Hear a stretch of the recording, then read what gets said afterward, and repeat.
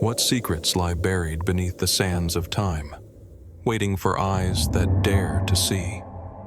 For centuries, civilizations have vanished, leaving only fragments, enigmatic ruins, cryptic inscriptions, and artifacts that defy explanation. Some discoveries whisper of knowledge lost, of technologies and rituals that challenge everything we thought we knew. Today, we step into the shadows of the past, uncovering 3 hours of ancient archaeological revelations, each more astonishing than the last.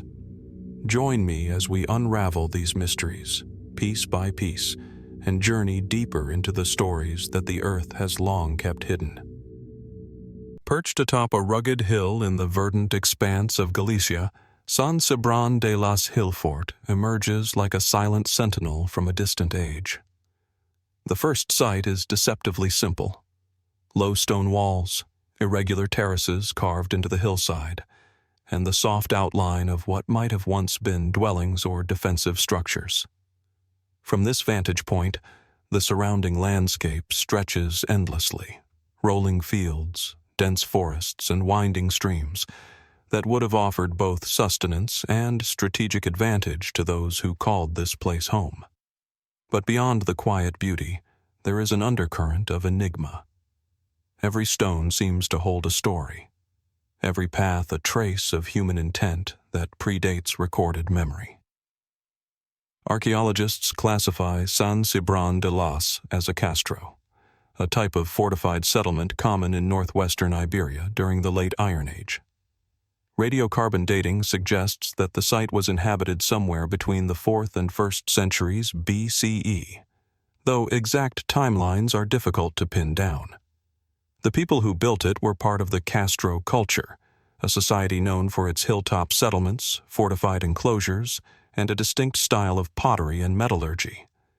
Excavations have revealed remnants of circular and rectangular stone structures, hearths, storage pits, and artifacts that hint at a community both practical and ritualistic, concerned with survival, protection, and perhaps status. Yet, for all that is known, there is an undeniable sense of ambiguity. Some terraces are unusually broad, almost impossibly so, suggesting labor-intensive construction with no immediately apparent purpose. Certain wall alignments do not conform to natural defensive logic. They curve and twist in ways that confound straightforward explanation. Could these have been designed to manipulate sunlight or shadow, to mark astronomical events, or to encode symbolic meaning lost to us now? The evidence is tantalizing but frustratingly incomplete. Walking through the remains, it is impossible not to notice the way the site interacts with the landscape.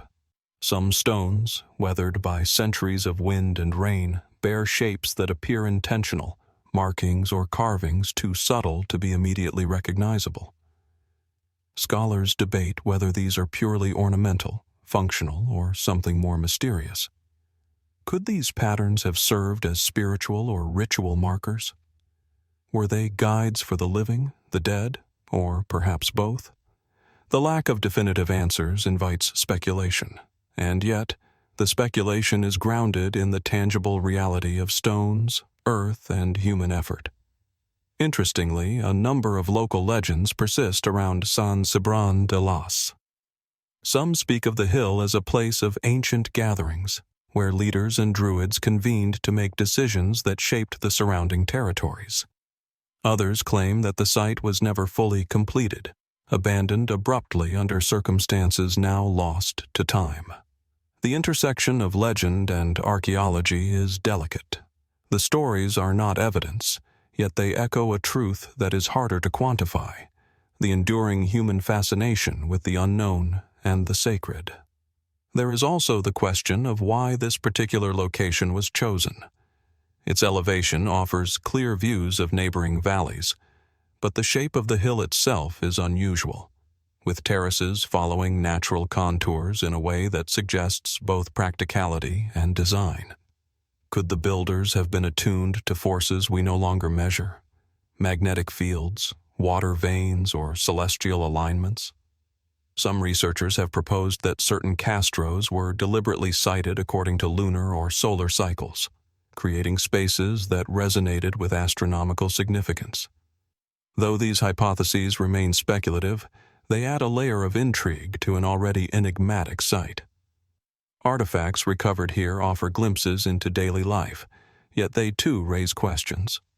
Pottery fragments hint at trade and domestic activity, while iron tools suggest craftsmanship and survival skills. But in the distribution of these items, there are irregularities. Some areas are densely littered with domestic debris, while others, expected to show similar patterns, are curiously empty. What caused these differences? Was it functional zoning, social hierarchy, or events that disrupted normal patterns of life?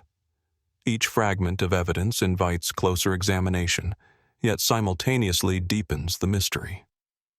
Even the modern observer cannot help but sense the intangible presence of history here.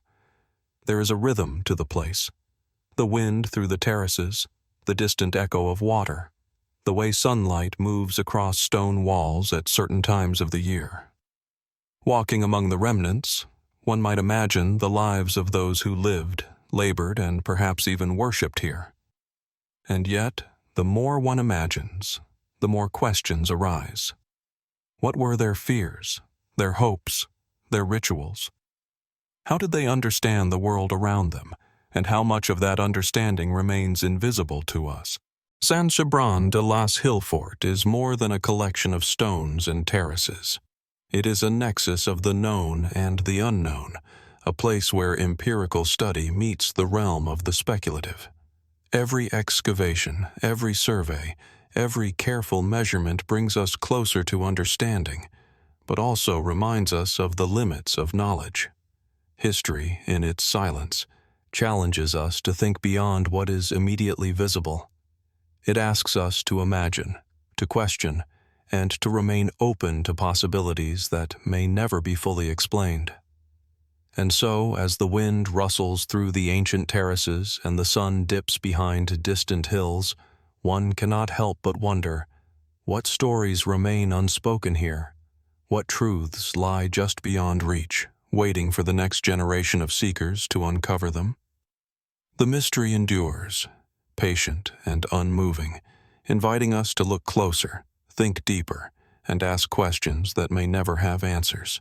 As we leave the windswept terraces of Galicia behind, our journey takes us across the Mediterranean Sea to the island of Majorca, where another enigma of the ancient world awaits. Here, amid rolling plains and gentle hills, the Fornés settlement rises quietly from the landscape, its Talayotic stones weathered by centuries of sun, wind, and salt-laden air. At first glance, it appears deceptively simple: low, circular towers, fragmented walls, and irregular clusters of stone foundations scattered across the terrain. Yet, as with Cibrán de Las, the first impression belies a deeper complexity, a subtle architecture whose design still challenges modern understanding.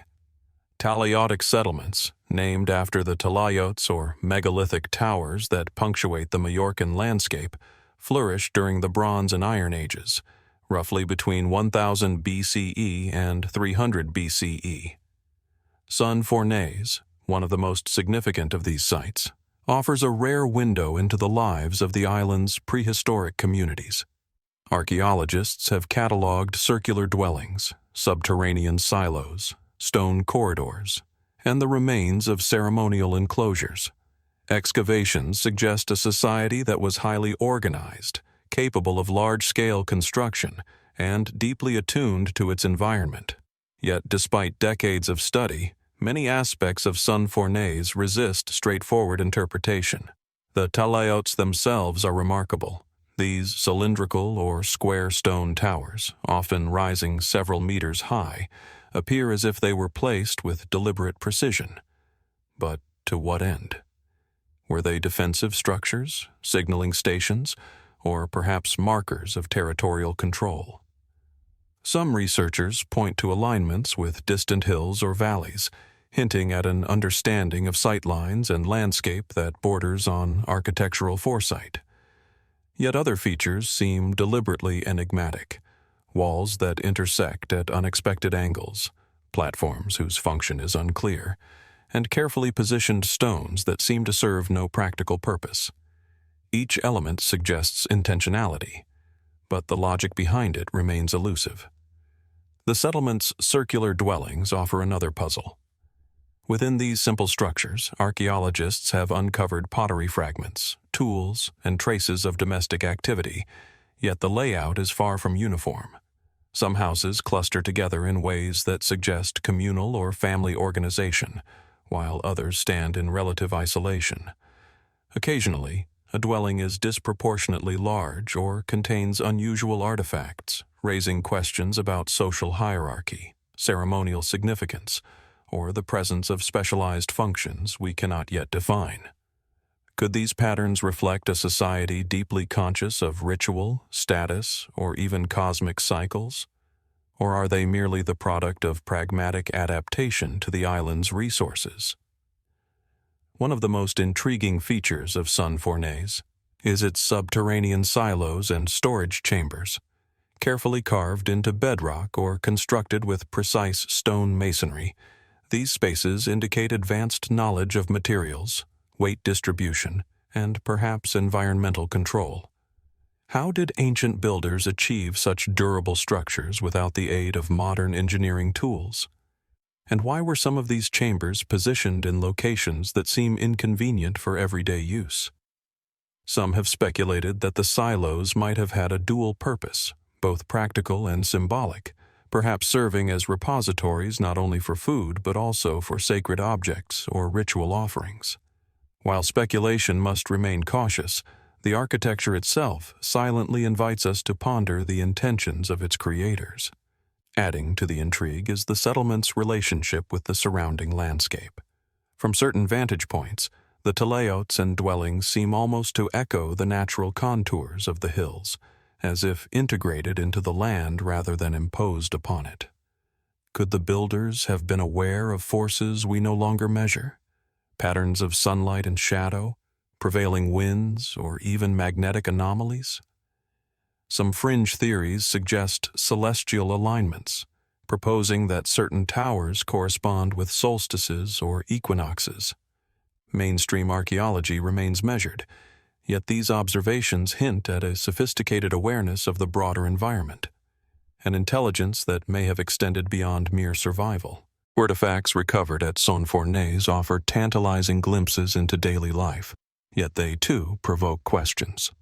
Simple pottery fragments hint at domestic routine, while tools for farming, weaving, and metalworking speak to a versatile and skilled community. Yet these ordinary objects are juxtaposed with items that defy easy explanation: unusually shaped stones, enigmatic carvings, and arrangements of boulders that seem ceremonial in nature. Why would a community invest so much effort in creating objects or structures that appear to serve no practical function? What purposes were encoded in forms and patterns that we can no longer decipher? Each find adds both clarity and mystery, reminding us that human ingenuity often defies easy categorization. Even the settlement's broader context raises fascinating questions. Fornés is part of a network of Talayotic sites scattered across Majorca and neighboring islands, suggesting interaction, trade, or shared cultural norms. Yet each site has its own peculiarities: differences in tower shape, dwelling arrangement, and artifact composition that hint at localized experimentation or innovation. Was there a standardized approach to Talayotic construction? Or did each community develop unique solutions in response to geography, resource availability, or social structure? The answer remains uncertain, leaving us to explore patterns in stone and earth without ever fully grasping the intentions behind them. Perhaps the most compelling aspect of Fornés is the sense of lingering presence it conveys. Standing among the ruins, one can almost feel the echoes of those who built, lived, and perhaps worshipped here. The wind sweeps across terraces and towers, carrying with it the weight of centuries, while the sun casts shifting shadows that momentarily animate the stones, as if they remember past lives. It is a place where observation invites imagination. We may never know the precise motivations of its builders, yet the physical evidence allows us to trace a faint outline of their world, connecting us to minds long vanished. Fornés, like Cibrán de Las and other enigmatic settlements, reminds us that the past is rarely fully accessible. Archaeology grants us fragments, stone, bone, and ceramic, but the decisions, beliefs, and knowledge of those who shaped the landscape remain largely invisible. Were these structures purely functional, or did they encode a sophisticated understanding of the natural and cosmic order? Did their creators intend to communicate with future generations, or were their actions entirely rooted in the present moment of survival and social organization? We cannot answer definitively, but the questions themselves are the portal into wonder. As the Mediterranean sun dips toward the horizon, illuminating the Talayots in a golden glow, we are left with the quiet, persistent pull of mystery. Fornés stands not only as a testament to human skill, but also as a challenge to modern understanding, a place where the past reaches across millennia, daring us to look closer, think deeper, and remain open to possibilities we cannot yet grasp. What else might this ancient settlement hide, buried in plain sight, waiting for the next careful observer to uncover its secrets? From the sunlit terraces of Majorca, our journey now carries us far north, to the windswept archipelago of Shetland, where another enigma of the ancient world emerges from mist and sea. Nestled on a narrow promontory at the edge of Clickimin Loch, the Clickimin Broch settlement rises from dark waters and rocky terrain like a memory etched in stone. The first view is striking. The Broch itself, a massive circular stone tower, dominates the landscape, surrounded by remnants of ancillary buildings and defensive walls. Reflections shimmer in the loch below, giving the impression that the settlement floats between earth and water, past and present. It is a place that seems to demand both reverence and careful observation. Brochs are among the most intriguing structures of Iron Age Scotland, their construction concentrated in the first few centuries BCE. Clickimin is one of the most well-preserved examples, offering a rare window into the lives of communities that thrived in a harsh and isolated environment. The central tower, its walls still formidable despite the erosion of centuries, suggests not only defensive purposes, but also remarkable architectural skill. The stones are massive, carefully shaped and fitted with precision, forming a spiral staircase that leads upward, a feat that even today would challenge modern builders without advanced tools. How did Iron Age societies achieve such enduring precision? What knowledge, lost to time, enabled them to construct these circular fortresses? The Broch does not stand alone. Surrounding it are the remains of ancillary structures, huts, storage buildings, and boundary walls that hint at the complexity of social life. Archaeologists have interpreted these features as part of a fortified community, one designed to endure both environmental pressures and human threats. Yet, the layout raises subtle but persistent questions. Certain walls appear overbuilt, others oddly positioned, suggesting intentions beyond mere defense. Could some of these design choices reflect ritual or symbolic significance? Were they markers of social hierarchy, or perhaps guides for ceremonies that have vanished from memory? Artifacts recovered at Clickimin provide glimpses of domestic life, pottery fragments, tools for weaving and metalwork, and the occasional ornament. Yet these items are sparse compared to the scale of the structures themselves. The Broch's enormous walls seem almost disproportionate to the daily lives suggested by the small objects left behind. Were these communities preparing for threats that never came? Or were the constructions themselves expressions of power and status, meant to awe and control rather than to protect? And beyond human concerns, Might there have been astronomical or environmental considerations embedded in the placement and orientation of the towers, alignments that we are only beginning to perceive? One of the most striking features of Clickimin is its integration with the natural landscape. The broch sits on a thin stretch of land, almost entirely surrounded by water, providing both isolation and visibility. From its upper levels, one can imagine a commanding view across the loch and the surrounding fields, yet certain angles and placements appear almost too precise to be purely practical.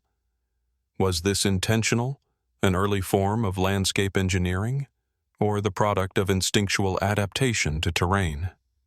Some researchers have speculated on alignments with lunar cycles or solar events, though evidence remains circumstantial. Still, the careful interplay of land, stone, and water hints at a sophisticated understanding of the environment, one that modern observers can appreciate but perhaps never fully replicate. Beyond the physical, Clickimin carries whispers of human behavior that are difficult to interpret. Some areas show evidence of rapid construction, suggesting urgency or perhaps adaptation to unforeseen circumstances. Other sections appear deliberately planned over generations, with refinements in technique that imply long-term vision and specialized knowledge. This duality raises questions about the society that built the broch.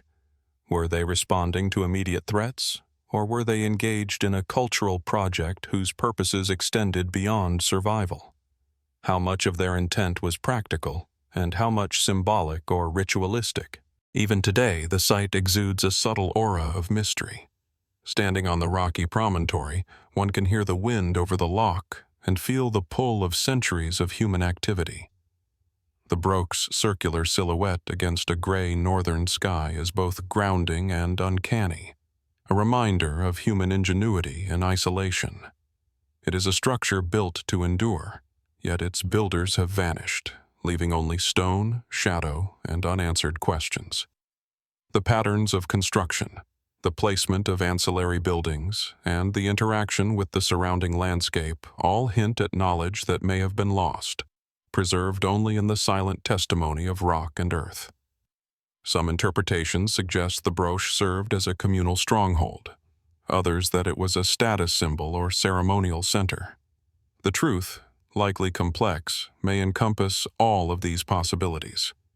But there are features that stubbornly defy easy categorization. Certain masonry techniques, peculiar wall angles, and the sheer scale of construction hint at skills that modern builders would find difficult to replicate without sophisticated machinery. Were these techniques developed locally, passed down through generations, or inspired by knowledge from beyond the islands? We may never know. Artifacts, environmental cues, and the layout of Clickimin all point toward a society that combined practicality, social complexity, and a nuanced awareness of their surroundings. And yet, the broch also embodies the unknown. Its creators' intentions, their rituals, their precise methods, these remain obscured by time. Was the broch merely a defensive structure? Or was it also a canvas for cultural expression, encoded with meaning we are only beginning to perceive? Could there be knowledge embedded in its walls that eludes even the most careful modern reconstruction? As we trace the curves of its walls, peer into the shadows of ancillary buildings, and listen to the wind over the loch, we are reminded that Clickimin is more than the sum of its stones. It is a dialogue across centuries, a challenge to modern assumptions, and a testament to the ingenuity of a society that thrived in isolation. The questions it poses are not easily answered. How did they move such massive stones with limited tools? What guided the alignment and construction of these towers? And, perhaps most tantalizingly, what might still lie hidden beneath the loch, beneath the soil, or even in the techniques that have been lost to history? Clickimin Broch, like the settlements of Fornés and Cibrán de Las, is a place where empirical observation meets enduring mystery. It invites us to look beyond what is visible, to consider both the practical and the ineffable, and to wonder at human skill that, even now, seems nearly impossible to replicate. And as the northern light fades across the loch, the questions linger, patient and unmoving, daring us to continue the exploration into the secrets that ancient builders left behind. Leaving the windswept cliffs and lochs of Shetland behind, our journey now turns to the heart of lowland Scotland, where a more ancient and enigmatic presence dominates the horizon. Cairnpapple Hill rises modestly from the surrounding fields, unassuming at first, yet when approached, the subtle contours of terraces, pits, and stone arrangements hint at a carefully orchestrated landscape. From this elevated vantage point, the surrounding Forth Valley stretches outward, a mosaic of forests, rivers, and glimmering fields. It is here, atop this seemingly quiet hill, that the echoes of Neolithic and Bronze Age activity resonate most profoundly, a place where human intent and mystery intertwine. Cairnpapple Hill is classified primarily as a ceremonial and ritual complex, with evidence of continuous use spanning more than 2 millennia. Excavations have revealed concentric circles, burial cairns, stone-built enclosures, and ritual pits, suggesting that the site held enduring spiritual and social significance. Archaeologists have meticulously documented these structures, dating the earliest activity to roughly 3,500 BCE, placing Cairnpapple among Scotland's most important prehistoric sites. Yet, despite decades of study, the precise purposes of many features remain tantalizingly obscure. How did these early communities conceive of space and meaning? What forces guided the placement of cairns, circles, and ceremonial pathways? The summit of the hill presents a particularly striking arrangement: concentric terraces that descend gently, almost imperceptibly, yet with a symmetry that implies deliberate design. Within these terraces, small stone circles and burial markers hint at ritual use, yet their placement sometimes defies immediate interpretation. Some circles are aligned in ways that suggest solar or lunar significance, while others appear to mark lines of sight to distant hills. Could these alignments reflect early astronomical knowledge, a calendrical system, or symbolic connections to surrounding landscapes? Or might they have served more ephemeral purposes, ritual gatherings, initiations, or communal ceremonies lost to memory? The evidence allows for multiple interpretations, yet none can claim certainty. Burial cairns at Cairnpapple add further layers to its enigmatic presence. Many consist of carefully stacked stones, forming compact chambers where cremated or inhumed remains were placed. Some cairns display modifications over time, indicating repeated use or renovation across generations. Yet certain cairns are atypically large or unusually oriented, hinting at symbolic or social intentions beyond mere practicality. Were these monuments markers of status, sanctuaries for revered ancestors, or loti for ritualized interaction with forces no longer understood? Even the simplest stone arrangement seems to carry layers of meaning that modern archaeology can observe but not fully interpret. Intriguingly, the hill is interspersed with pits and post holes whose purposes remain speculative. Some appear to have held timber structures, perhaps ritual installations or ceremonial markers, now vanished. Others suggest offerings or deposits deliberately concealed within the earth.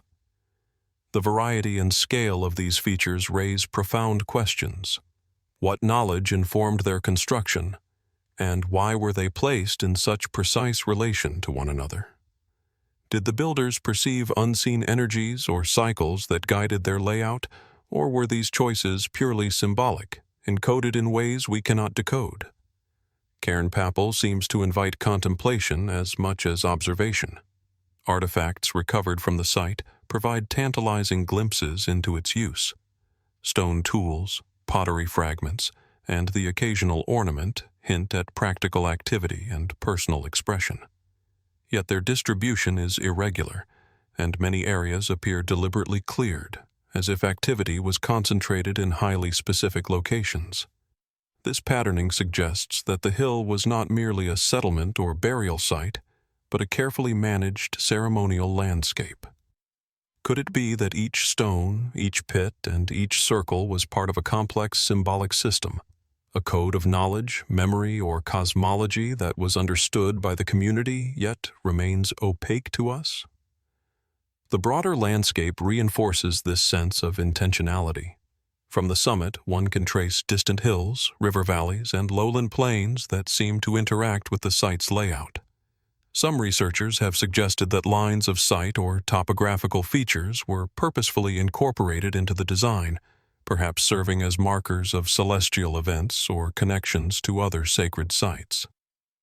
Others propose that these alignments reflect social networks or territorial claims, encoded subtly within the architecture of the hill itself. While the evidence is circumstantial, the precision with which Cairnpapple occupies its landscape is undeniable. Even today, Cairnpapple exudes a quiet, persistent presence.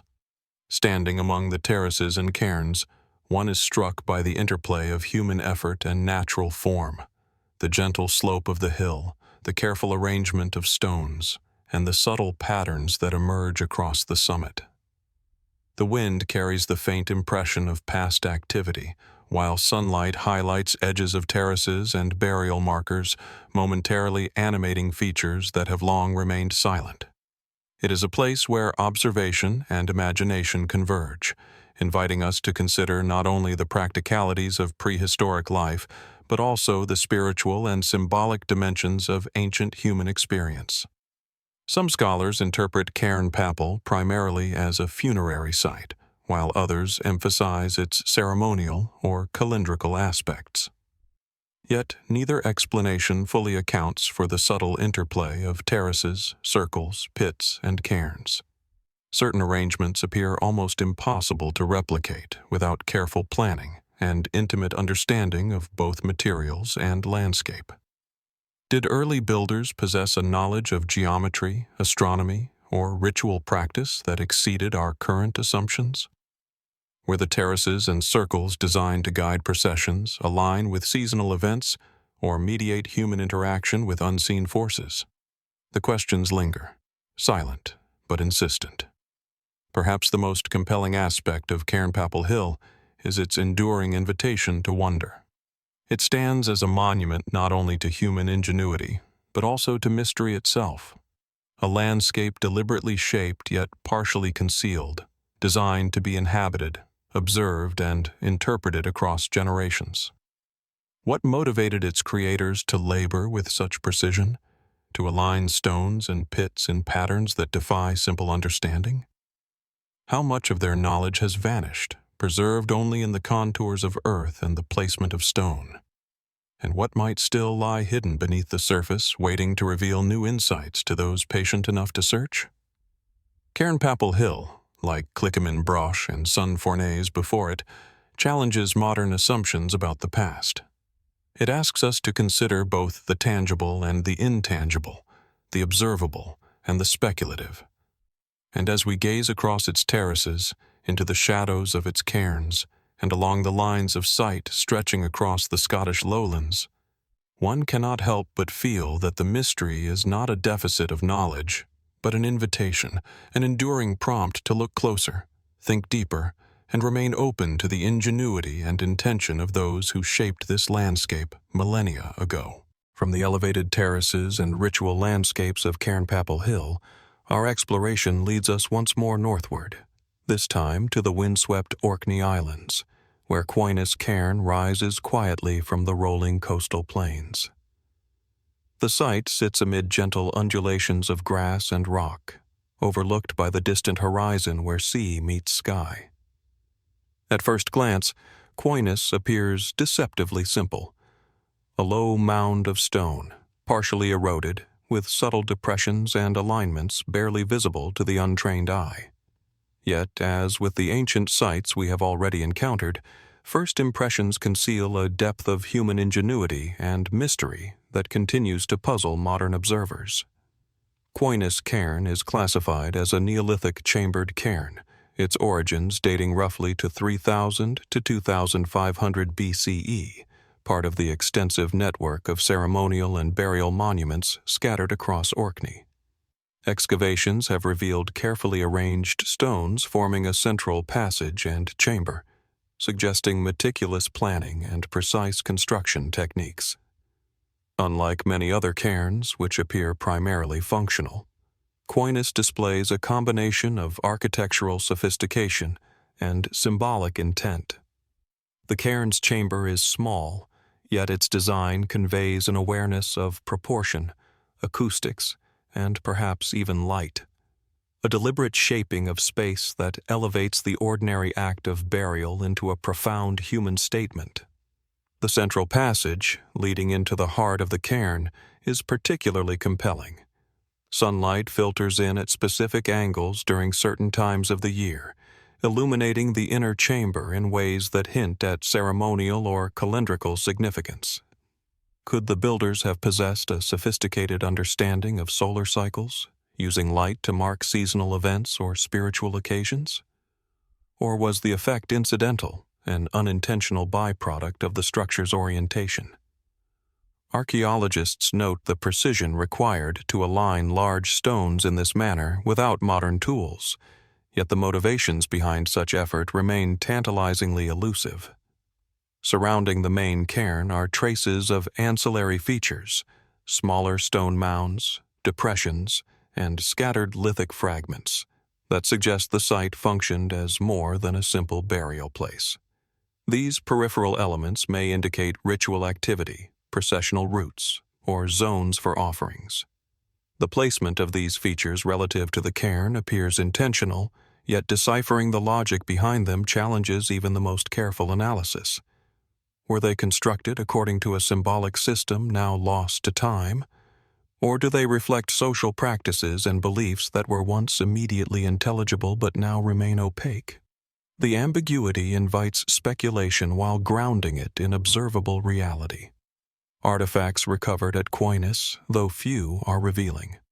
Pottery shards, polished stone tools, and occasional ornaments hint at human presence and activity beyond the act of interment. Their scarcity, however, raises questions. Was the cairn visited only for ritual occasions, or were objects deliberately removed or preserved in ways that remain invisible today? Some fragments bear marks that suggest careful crafting, hinting at skill and intent, yet their exact role in the community's spiritual or social life is unclear. Were these items functional, symbolic, or both?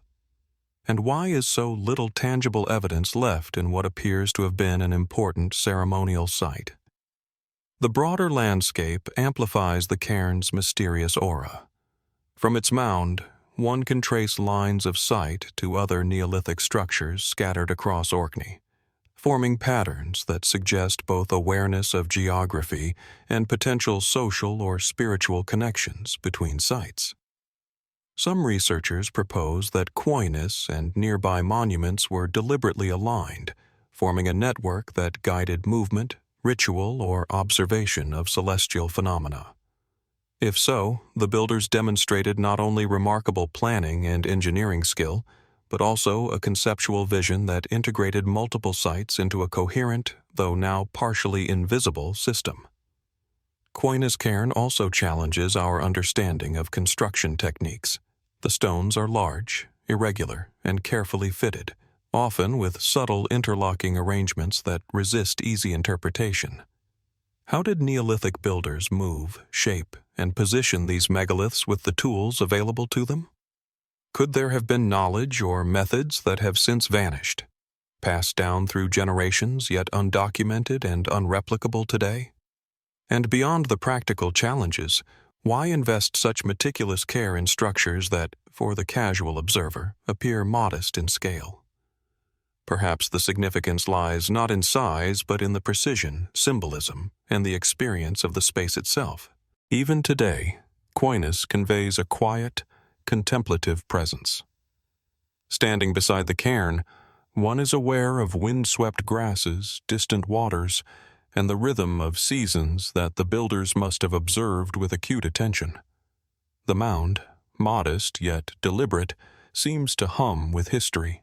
The traces of hands that shaped stone, of footsteps that circled the chamber, of eyes that witnessed sunlight moving across the inner space. It is a place where physical evidence and human imagination converge, encouraging reflection on the lives, beliefs, and knowledge of those who shaped it millennia ago. Interpretations of Quoyness vary.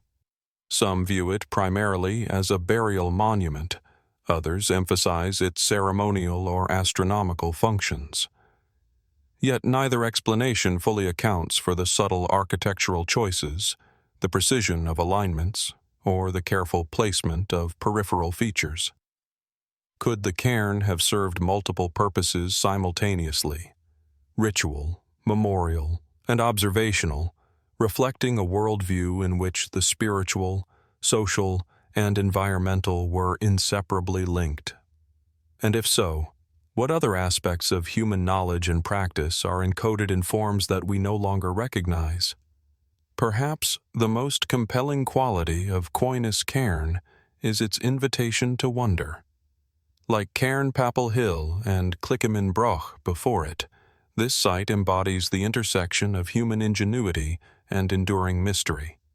Its stones, chambers, and alignments silently challenge our assumptions about prehistoric skill, planning, and perception. How much remains hidden beneath its soil or within the memory of its construction? How many lessons, practices, or insights have been lost to time, leaving only the quiet testimony of stone and landscape? As the sun dips low over the Orkney horizon, casting long shadows across the cairn and surrounding fields, Quoyness remains a monument to both human intent and enigma. It encourages patience, observation, and imagination, reminding us that while some aspects of the past may never be fully understood, the act of inquiry itself bridges millennia. What remains concealed within its stones, and what might future generations discover as they trace the contours, alignments, and hidden stories of this ancient, ineffable site? From the windswept coasts and quiet cairns of Orkney, our journey now leads south, across the Iberian landscape to the rolling plains and rugged hills of southwestern Spain. Here, in the region of Andalusia, the La Torre-La Janera megalithic site emerges with subtle yet commanding presence. Scattered across gently undulating terrain, massive stones rise from the earth like echoes of a distant past. Some stand upright, solitary and resolute. Others form elongated alignments, creating patterns that stretch across the horizon. The first impression is one of quiet power, an aura that seems to radiate from the very rocks themselves, as if the landscape remembers the hands that shaped it. La Torre-La Janera belongs to a rich tradition of megalithic constructions that span much of prehistoric Europe. The site, believed to date from roughly 3,500 to 2000 BCE, consists of standing stones, dolmens, and alignments whose purposes are still partially hidden from modern understanding. Archaeologists suggest that the arrangement of these megaliths was not random. Certain stones align with distant topographical features, while others seem to mark solar or lunar events, hinting at sophisticated observational knowledge. Yet even as these explanations offer insight, they also underscore a deeper mystery. The precision, effort, and scale of construction remain challenging to fully explain using tools and techniques presumed available to Neolithic communities. Walking among the stones, one notices patterns that suggest both function and symbolism. Dolmens, with their carefully placed capstones and supporting uprights, indicate burial or ritual use. Yet the broader layout of the site raises questions. Why were certain stones set apart, while others form linear arrangements that stretch across the landscape for hundreds of meters? Could these alignments have served as processional pathways, ceremonial boundaries, or markers for astronomical observation? Or might they encode knowledge now lost, information about geography, the heavens, or even cycles of human activity that guided communal life? The answers remain tantalizingly out of reach. Artifacts uncovered in and around La Torre-La Janera offer further intrigue. Fragments of pottery, stone tools, and occasional personal ornaments suggest that these megaliths were integrated into daily life as well as ceremonial practice. Yet the distribution is uneven. Some areas are dense with evidence of human presence, while others appear deliberately cleared or untouched. This pattern raises questions about social organization, ritual significance, or perhaps even taboos surrounding particular stones or alignments. Why invest such meticulous care in construction, and yet leave some spaces conspicuously empty? The human intent behind these choices is elusive, yet it lingers palpably in the air and underfoot. One of the most compelling aspects of La Torre-La Janera is its integration with the surrounding landscape. From certain vantage points, standing stones appear to interact with hills, rivers, and distant horizons in ways that suggest awareness of both natural and cosmic rhythms. Some researchers have proposed that specific stones mark the rising or setting sun at solstices or equinoxes, while others hypothesize connections to lunar cycles. Could these alignments have functioned as a prehistoric observatory, a calendar, or a sacred map of time and space? And if so, how was such knowledge transmitted, preserved, and encoded in structures that endure millennia later? Construction techniques further deepen the mystery. The stones themselves are enormous, requiring substantial labor and coordination to move and erect. Some capstones of dolmens weigh several tons, yet they are balanced atop supports with remarkable precision, forming durable chambers and shelters. Modern experiments attempting to replicate such feats with simple tools have met with limited success, suggesting that these ancient builders possessed specialized knowledge, skills, or techniques that have since been lost. How did Neolithic communities achieve such precision, and what cultural or practical imperatives drove them to such extraordinary effort? Even more puzzling are features that appear neither strictly functional nor purely ornamental. Certain stone arrangements do not seem to correspond to burial, defense, or simple alignment. Could they have served as symbolic markers, territorial claims, or focal points for ceremonies we cannot now comprehend? Were they designed to guide observers through specific paths, to structure ritual experience, or even to encode myth and cosmology in physical form? The possibility of layered meaning, practical, ceremonial, and symbolic, adds a richness to La Torre-La Janera that few sites can match. Artifacts, stonework, and alignments combine to create a landscape that feels both deliberate and alive. Standing among the stones, one becomes acutely aware of the passage of time, the wind brushing against weathered surfaces, the subtle tilt of stones worn by centuries of exposure, the long shadows cast across alignments at different hours. These elements evoke human intention and perception, hinting at a civilization deeply attuned to its surroundings. Yet despite the clarity of physical evidence, the purposes, beliefs, and techniques of the builders remain partly hidden, a puzzle that challenges both imagination and scholarship. Scholars remain divided on interpretation. Some argue for purely funerary and ritual functions, while others emphasize the potential astronomical or social dimensions of the site. The truth may lie in a combination of these factors, intertwined in ways that modern observers can only partially reconstruct. And beyond academic debate, there is the ineffable sense of presence. Standing stones that have endured millennia seem to retain an imprint of human attention, intention, and care, silently bridging the gap between past and present. Perhaps the most compelling aspect of La Torre-La Janera is the way it demands both observation and imagination. It challenges us to consider how early humans interacted with their environment, how they understood the cycles of sun, moon, and season, and how they encoded these observations into enduring stone. Could some knowledge of construction, alignment, or ritual have been deliberately preserved within the stones, awaiting rediscovery by those patient enough to study them? And what remains hidden beneath the earth or in patterns yet to be recognized, lying just beyond the grasp of modern understanding? As the Andalusian sun sets over the horizon, casting long, dramatic shadows across the megaliths, La Torre-La Janera continues to pose questions that have no easy answers. Like Quoyness Cairn, Cairnpapple Hill, and Clickimin Broch before it, this site stands as a testament to human ingenuity and enduring mystery, a place where empirical observation meets wonder, and where the past continues to challenge our assumptions about what was possible. What secrets remain embedded in the stones, and how much of this knowledge has been lost to time, waiting for the next generation of careful observers to uncover?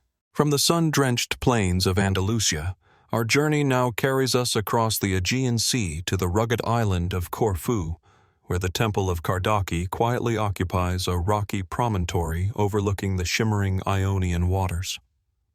The first impression is subtle. Low foundations of stone, the remnants of columns long fallen, and the irregular outline of walls hinting at what was once a grand architectural vision. Unlike the towering monuments that dominate other ancient sites, Kardaki exudes a quieter, almost austere presence. Yet in its simplicity lies an enigma, a structure carefully conceived but defying easy interpretation, its purpose and peculiarities leaving scholars both intrigued and perplexed. Constructed in the late Archaic period, around the 6th century BCE, the Temple of Kardaki is unique among Greek temples for its irregular plan and apparent disregard for conventional architectural norms of the era. Most Doric temples follow strict proportional systems, yet Kardaki seems to break the rules. Column spacing varies, the peristyle is asymmetrical, and some dimensions appear inconsistent with classical design logic. Archaeologists have long debated why its builders deviated from standard practices. Was this a product of local tradition, environmental constraints, or an experimental approach to temple design? Or did these irregularities encode symbolic or functional choices that modern observers have yet to decipher? The temple's location adds another layer of intrigue. Positioned on a promontory with sweeping views of the sea, Kardaki seems to command attention, yet it is oriented in a way that some researchers suggest may have been deliberately aligned with astronomical or topographical markers. Could its axis have been intended to mark a seasonal solar event, the rising of a particular star, or a ritual horizon? Or was its placement driven primarily by the surrounding landscape's physical characteristics, taking advantage of natural terraces, rock formations, and views that enhanced the temple's presence? The balance between human design and environmental interaction remains subtly perplexing. Excavations at Kardaki reveal the skeleton of what was likely a Doric temple, yet much remains missing.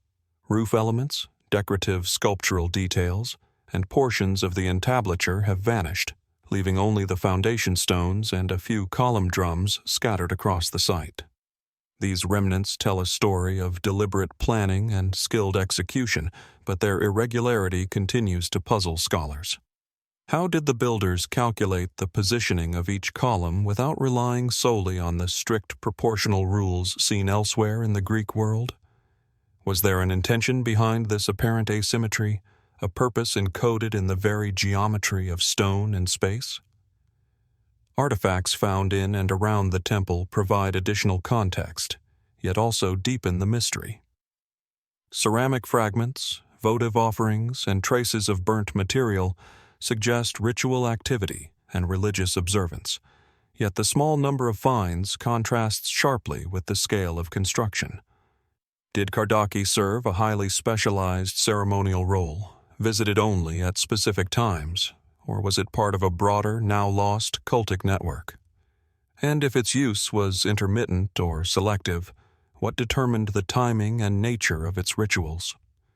Each discovery raises further questions, inviting both curiosity and reflection. The temple's construction techniques offer another layer of wonder. The stones are carefully cut, yet their irregular arrangement and spacing suggest adaptability, a responsiveness to the terrain rather than strict adherence to a blueprint. Some columns are slightly angled, some foundations offset, implying that the builders may have contended with uneven rock or soil, or perhaps intentionally disrupted uniformity for symbolic or aesthetic effect. Could this represent a local innovation, a unique school of thought, or even knowledge and practices that have been lost over centuries? Modern architects and engineers attempting to replicate Kardaki's irregular Doric proportions find that its subtle asymmetries challenge contemporary assumptions about ancient Greek construction capabilities. Kardaki also evokes questions about cultural and religious practice.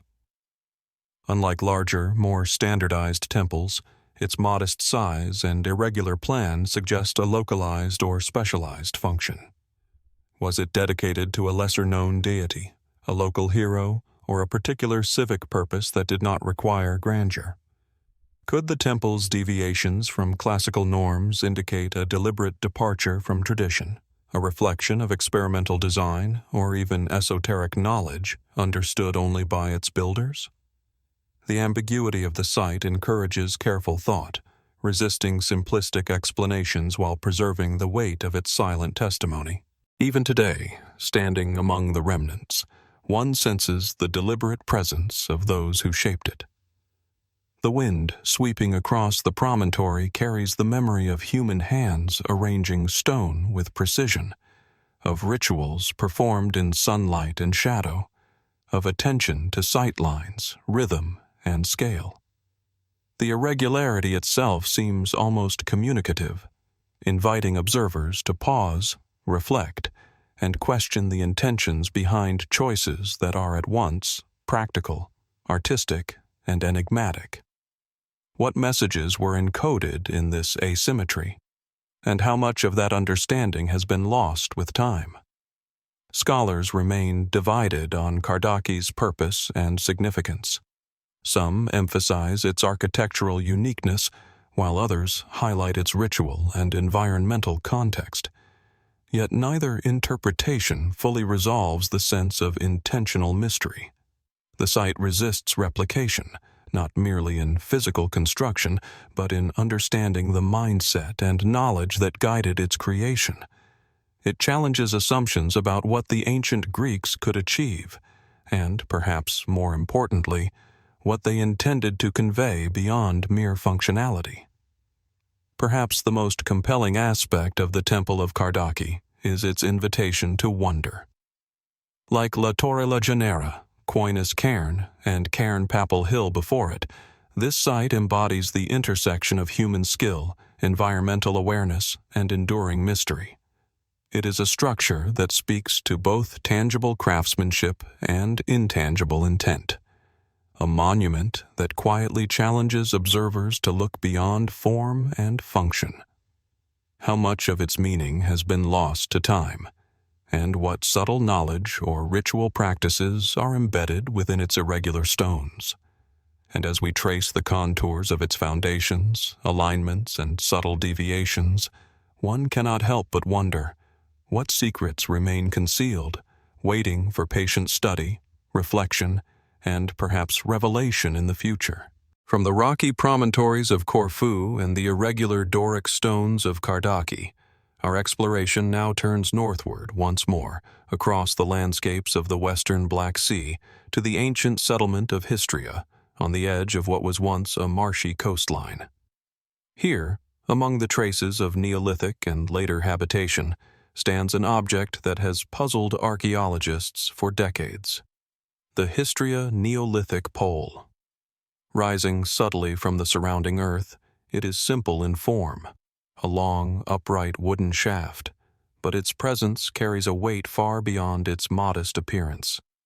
In the shifting light of early morning, it seems to hum with history, a solitary sentinel bridging the millennia between human intention and our modern gaze. The Histria pole dates back to the late Neolithic, approximately 5,000 to 4,500 BCE, within a context of early agricultural and ritual activity along the coastal wetlands. Its original function remains unclear, yet it is firmly embedded within the settlement's central space, suggesting deliberate placement. Archaeologists note that it is not a mere fence post or marker. The shaft is unusually straight, carefully stripped of bark, and shows signs of repeated handling or maintenance. How did Neolithic communities shape and erect such a pole with the tools available at the time?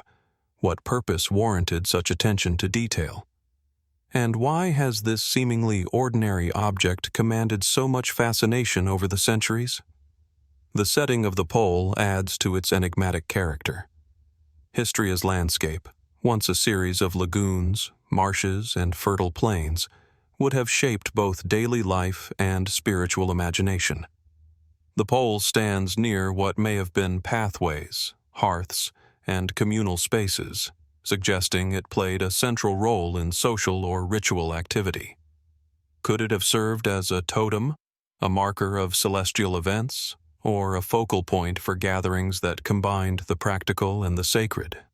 Its alignment, slightly off the cardinal directions, hints at intention, yet resists straightforward interpretation. Was it designed to catch the light of solstices, to point toward distant hills or water channels, or to guide the movement of people within the settlement? Analysis of the pole's construction deepens the mystery. The wood, preserved through waterlogged soil, shows signs of careful selection and shaping. It is remarkably straight, suggesting advanced understanding of material properties. Yet there are no clear indications of metal tools being used, implying that early Neolithic communities achieved this precision with stone implements alone. How much skill, patience, and knowledge of natural materials did this process require? And if the technical challenges were so significant, what drove these communities to invest effort in an object whose purpose is still obscure to us? Archaeological surveys have uncovered traces around the pole that hint at repeated use or modification. Stones arranged in circles or small clusters, post holes nearby, and occasional deposits of pottery fragments suggest that the pole may have been integrated into ritualized activity. Could these arrangements have marked boundaries, acted as a focal point for seasonal or communal ceremonies, or even encoded social hierarchies or cosmological understanding? Each observation offers plausible explanations, yet none resolves the sense of deliberate mystery that the pole radiates. One of the most compelling aspects of the Histria Neolithic pole is its relationship to water and the surrounding landscape. The settlement was once a dynamic, shifting environment, with tides, marshes, and channels shaping human activity. The pole's position may reflect an intimate understanding of these environmental rhythms. Could it have functioned as a marker of flooding cycles, agricultural timing, or tidal observation? Some researchers propose that poles such as this may have had a dual purpose, both practical, guiding communal life, and symbolic, anchoring the spiritual imagination of early inhabitants in a tangible vertical form. Even small details of the pole challenge our modern understanding. Its base is carefully seated, its surface smoothed, and traces suggest it may have been moved, replaced, or re-erected over time. Such maintenance implies a continuity of use, a significance that persisted across generations. Why would an object be so meticulously cared for, yet leave no inscriptions or other direct indicators of its function? Could the meaning have been embodied in ritual practice, oral tradition, or subtle environmental interaction, all of which vanished with the passage of time? Standing before the pole today, one cannot help but sense its silent testimony. The wind moves through surrounding reeds, the distant water glints in sunlight, and the pole itself stands firm, a human creation that has endured millennia. It invites reflection on the ingenuity, intention, and imagination of Neolithic communities, who shaped both landscape and object in ways that continue to puzzle us. How did they perceive the world? How much knowledge is embedded in this simple wooden shaft, encoded in placement, orientation, and material selection? And how much of that knowledge remains inaccessible, lost to centuries of change? Some scholars interpret the pole as primarily ceremonial, others as a practical marker or environmental guide. Yet neither interpretation fully captures the sense of presence and deliberation that the object conveys. Its simplicity is deceptive. The labor, intention, and knowledge required to produce and maintain it are profound. In this way, the Histria Neolithic pole resonates with other enigmatic structures we have explored, from La Torre-La Janera's megaliths to Kardaki's irregular temple, reminding us that human ingenuity and ritual imagination often exceed our ability to fully comprehend or replicate. Perhaps the most compelling aspect of the pole is its invitation to wonder. Like the sites we have traversed before, it challenges assumptions about technological and conceptual limits in the Neolithic world. It is an object that resists easy classification, yet communicates a persistent human presence and intention. How much of its purpose remains hidden, waiting for careful observation, analysis, or insight? And as we gaze upon this solitary shaft, standing against the horizon of ancient marshes and distant waters, one cannot help but reflect on the mysteries that endure in the landscapes shaped by human hands, where knowledge, ritual, and imagination intersect in ways that still elude us today. From the marshy plains of Histria and the solitary wooden shaft of the Neolithic pole, our journey now carries us northward once more, to the remote and wind-swept archipelago of Orkney. Here, on the tiny island of Holm of Papa, lies a structure that whispers across millennia, the Holm of Papa Chambered Cairn. At first glance, the cairn seems modest, a low mound of carefully placed stones blending seamlessly into the rocky coastal landscape. Yet even in this quiet form, it exudes an unmistakable presence, a sense of deliberate construction, of intention embedded in stone that invites closer observation and thoughtful reflection. The cairn is classified as a Neolithic chambered tomb, part of Orkney's rich legacy of ceremonial architecture, dating roughly between 3500 and 3000 BCE. Its central chamber, constructed with carefully stacked slabs, was designed to house the remains of the dead, yet its purpose seems to extend beyond mere interment. Surrounding the main structure are ancillary features, low walls, curbstones, and subtle depressions that hint at processional pathways or ritualized activity. From the first steps toward the cairn, it is clear that this was a site of significance, carefully situated within a landscape both visible and yet isolated, a place meant to endure. The design of Holm of Papa is both simple and sophisticated. The central chamber is accessed through a narrow passage, deliberately constructed with large vertical slabs that support massive lintels. The precision of this construction is remarkable. Each stone is placed with attention to balance and stability, creating a structure that has survived millennia of harsh weather, wind, and salt spray from the surrounding sea. How did Neolithic builders achieve such durability with rudimentary tools? What knowledge of stone properties, leverage, and weight distribution guided them, and why invest so much effort in a monument whose primary purpose was long gone even to contemporary generations? Its location is equally intriguing. Holm of Papa is small, almost forgotten amid the islands, yet the cairn occupies the highest accessible point, offering sweeping views of the surrounding waters. Could this placement have been symbolic, a connection between the living, the dead, and the vast seascape beyond? Might the cairn have functioned as both a tomb and a marker, an anchor within a spiritual or social landscape, visible to other communities and travelers across the waters? The duality of function, practical and symbolic, seems to echo through the careful layout of the stones. Excavations of the cairn reveal traces of cremated remains, stone tools, and fragments of pottery, offering glimpses into the lives and deaths of its builders. Yet these artifacts are sparse, suggesting the site may have been used selectively, perhaps reserved for prominent individuals or specific ceremonial occasions. Could this reflect a social hierarchy encoded in stone, or a ritual practice whose meaning has vanished over time? And beyond the practical evidence, one cannot help but sense the intangible, the human presence that lingers in the careful alignment of slabs, the deliberate shaping of space, and the enduring solidity of the structure itself. Construction techniques deepen the mystery further.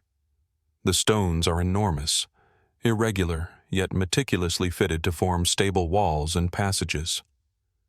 Replicating such a structure today without modern machinery would challenge even the most experienced stonemasons. How did Neolithic communities manage these heavy slabs, some weighing several tons, with only stone and wood tools? Was there knowledge of engineering principles that has since been lost, passed orally or experientially through generations, yet vanished with the eventual abandonment of the site? The cairn's very existence challenges assumptions about prehistoric skill, foresight, and ingenuity. Even the cairn's subtle irregularities provoke questions. Certain slabs are slightly angled, some alignments seem intentional, but do not follow a clear geometric pattern, and some peripheral stones appear almost deliberately out of place. Could these choices encode symbolic meaning, guide ritual behavior, or mark environmental or astronomical events? Perhaps the builders incorporated knowledge of seasonal light, sightlines to distant islands, or local topography in ways that modern observers can only speculate upon. The site seems to invite inquiry, a careful study of both its form and its interaction with the surrounding environment. The surrounding landscape reinforces this sense of intentionality. From the cairn, one can trace subtle lines of sight to other Neolithic monuments across the Orkney Islands, suggesting a network of ritual, social, or territorial connections. Did these monuments function as points within a symbolic map, guiding movement, signaling communal presence, or mediating interaction with the natural and spiritual world? The possibility lingers that each cairn, each stone, and each alignment carried layers of knowledge that we are only beginning to perceive, encoded in form rather than text. Standing before Holm of Papa today, one cannot help but feel the quiet gravity of human intention. The cairn exudes both permanence and mystery, a monument to lives, rituals, and knowledge that have long since passed.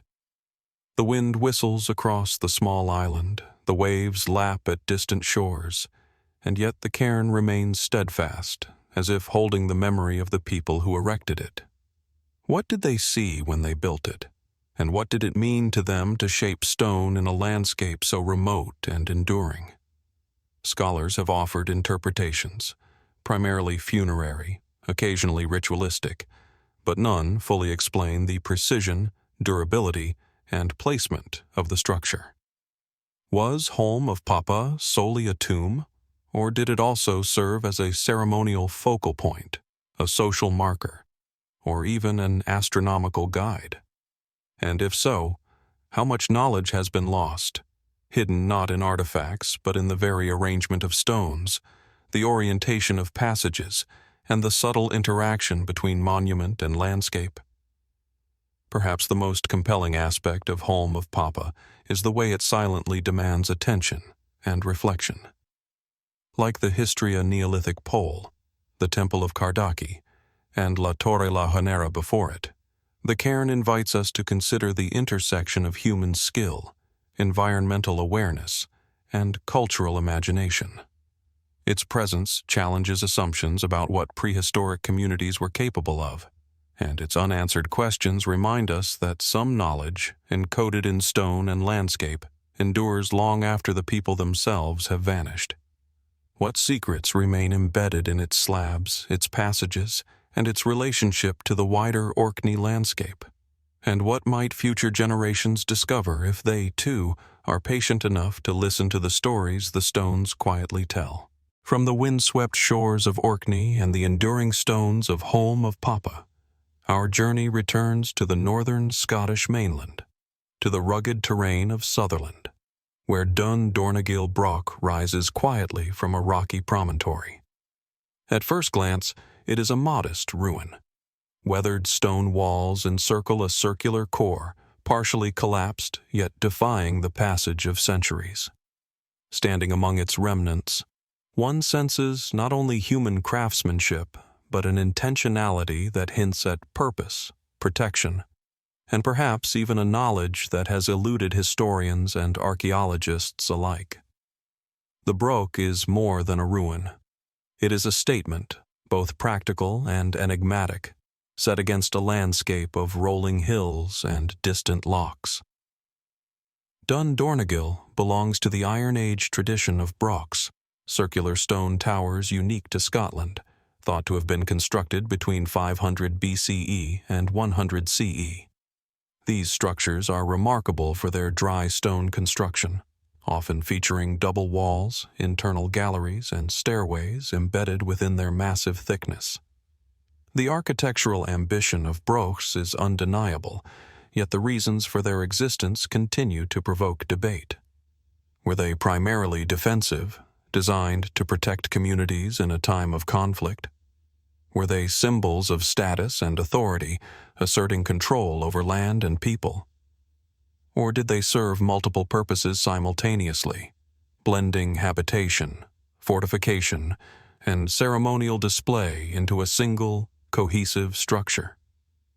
Dornaigil embodies all these questions, standing as a silent witness to choices made millennia ago. The Broch's setting is immediately striking. Perched upon a small rocky knoll, it overlooks fertile valleys, winding streams, and the distant shimmer of the Atlantic horizon. Its position commands attention, both from those who might approach and from the community it overlooks. Such placement suggests a sophisticated understanding of terrain, visibility, and perhaps even social signaling. Could the builders have intended it to be seen from afar, a landmark asserting identity, power, or protection? Or was its location selected primarily for strategic defense, a practical response to the environmental and social conditions of Iron Age Scotland? Perhaps the truth lies somewhere in between. The construction itself continues to fascinate. The walls are thick, carefully aligned, and built without mortar, yet remain remarkably stable despite centuries of exposure to wind, rain, and frost. Moving and shaping stones of this size using Iron Age tools would have required coordination, planning, and deep knowledge of material properties. Modern experiments in dry stone building suggest that replicating a broch like Dornaigil without mechanized assistance is possible, but extremely labor-intensive. How did these communities organize labor, and what cultural or practical imperatives drove them to create structures that were simultaneously functional, monumental, and enduring? Within the broch, subtle architectural features invite speculation. The internal space is compact, with evidence of hearths, partitions, and narrow galleries hidden within the walls. Some researchers propose that these galleries served defensive purposes, providing elevated positions or protected storage, while others suggest they may have had symbolic or ceremonial significance. Were these passages practical solutions, aesthetic choices, or part of a more complex cultural system whose rules we can only guess at? The interplay of light, shadow, and enclosed space creates an almost otherworldly atmosphere, hinting that the experience of the broch may have been as important as its utility. Artifacts recovered from Dornaigil provide additional insight, but also deepen the mystery.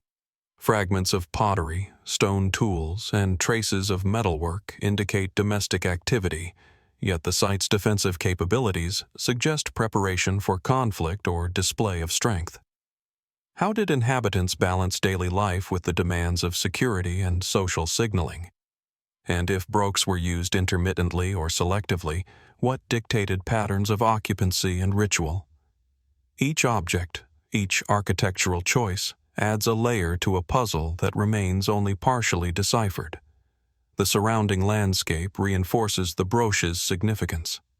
Lines of sight connect Dornaigil to other settlements, potential agricultural land, and natural resources, suggesting deliberate integration with broader human activity. Could the Broch have functioned as part of a network, communicating presence, control, or warning across the highlands? Was its position also symbolic, establishing relationships with the natural features of the land, the horizon, or the cycles of sun and moon? The interplay between structure and environment seems intentional, yet the precise logic remains elusive. Even subtle irregularities in the structure provoke thought. Some wall segments are slightly offset. Certain galleries deviate from perfect symmetry. Are these the result of environmental constraints, practical adjustments, or deliberate design choices? Could they reflect knowledge of structural behavior, ritual significance, or symbolic encoding of information now lost to time? Dornaigil, like the other sites we have explored, seems to carry layers of meaning, blending the practical, the social, and the symbolic into a form that challenges modern understanding. Standing amid the ruins today, one feels the weight of history and human intention. The wind sweeps across the broch, carrying the faint memory of footsteps, labor, and life long past. Sunlight strikes the circular walls, illuminating shadows that hint at the galleries and chambers hidden within. Here, the physical evidence meets imagination. The structure resists replication, not only because of its technical demands, but because its design speaks to priorities, knowledge, and social practices that we can only partially comprehend. Scholars continue to debate the Broch's function, defense, status, ritual, habitation, but no single explanation fully accounts for its complexity. Dornaigil challenges assumptions about Iron Age skill, knowledge, and intention. It is a structure that demands careful study, reflection, and patience, much like Holm of Papa, the Histria pole, or the Temple of Kardaki. How much of its purpose is encoded in stone, and how much lies in the human imagination that once animated it? And as we observe the Broch today, surrounded by highland winds and distant seas, one cannot help but wonder what secrets remain concealed within its walls, waiting for patient investigation to reveal them. From the rugged hills and brooding stone of northern Scotland, our exploration now carries us southward across the Mediterranean to the sparkling waters off the coast of Laconia in Greece, where one of the oldest submerged cities in the world lies hidden beneath the waves, Pavlopetri. At first glance, the sea appears calm, its gentle ripples masking the secret of a city frozen in time beneath the shallow waters. Dive just below the surface, and the outline of streets, walls, and buildings emerges, an underwater tapestry of human ambition, community, and mystery, preserved for more than 5 millennia. The sight is simultaneously awe-inspiring and disorienting, a tangible glimpse of a world suspended between life and memory. Pavlopetri dates back to at least 2800 BCE, making it one of the earliest known urban settlements in Europe. Unlike other ancient cities that survive through their ruins on land, Pavlopetri rests beneath a shallow bay, submerged perhaps by seismic activity, rising sea levels, or gradual coastal subsidence. The city's layout is astonishingly sophisticated. Stone foundations trace the contours of organized streets, rectangular buildings, and courtyards. Doorways and walls are clearly defined, hinting at a society with both architectural knowledge and social organization. For a civilization existing in the late Neolithic to early Bronze Age, such urban planning is remarkable, raising profound questions about technological skill, labor coordination, and civic foresight in a period often assumed to be simple or decentralized. Archaeologists have mapped the submerged streets and buildings with precision, revealing a complexity that challenges modern expectations. Some structures appear residential, while others may have served commercial, ritual, or communal purposes. Yet, despite the clarity of stone outlines, so much remains uncertain. How were these buildings roofed or constructed above ground? What daily activities unfolded within these now silent walls? And, most intriguingly, how did a thriving settlement come to rest beneath the waves, perfectly preserved yet entirely inaccessible without careful diving and sonar technology? Artifacts recovered from Pavlopetri deepen the intrigue. Pottery fragments, stone tools, grinding stones, and even burial urns suggest a community that balanced domestic life, trade, and ritual. The quality and variety of ceramics indicate connections with other Aegean cultures, implying an early network of communication, commerce, or cultural exchange. Some objects, however, are puzzling, bearing marks or designs whose function or meaning is difficult to interpret. Were they everyday tools, symbolic tokens, or objects tied to beliefs that we cannot fully reconstruct? The evidence is tantalizing, hinting at knowledge, practice, and artistry now veiled by time and water. The submersion itself adds a profound layer of mystery. Pavlopetri did not vanish overnight, yet the exact sequence of its descent into the sea remains contested. Was it a gradual encroachment of coastal waters, a sudden seismic event, or a combination of environmental pressures that led to its preservation beneath silt and sediment? Whatever the cause, the result is extraordinary. Unlike other ancient settlements that have been eroded, looted, or rebuilt, Pavlopetri rests in situ, its streets and foundations intact, frozen as if waiting for observers to decode its story. How much did its builders know of their vulnerability to natural forces, and did they leave behind any markers, warnings, or intentional planning to mitigate environmental risks? The underwater landscape also preserves patterns that hint at social structure. Buildings vary in size and orientation, suggesting distinctions of function or status. Street widths appear deliberate, accommodating pedestrian and perhaps cart traffic. Courtyards and communal spaces suggest areas for gathering, trade, or ritual. Could this city, submerged for thousands of years, reflect not only a sophisticated approach to construction and urban planning, but also a nuanced understanding of human social organization?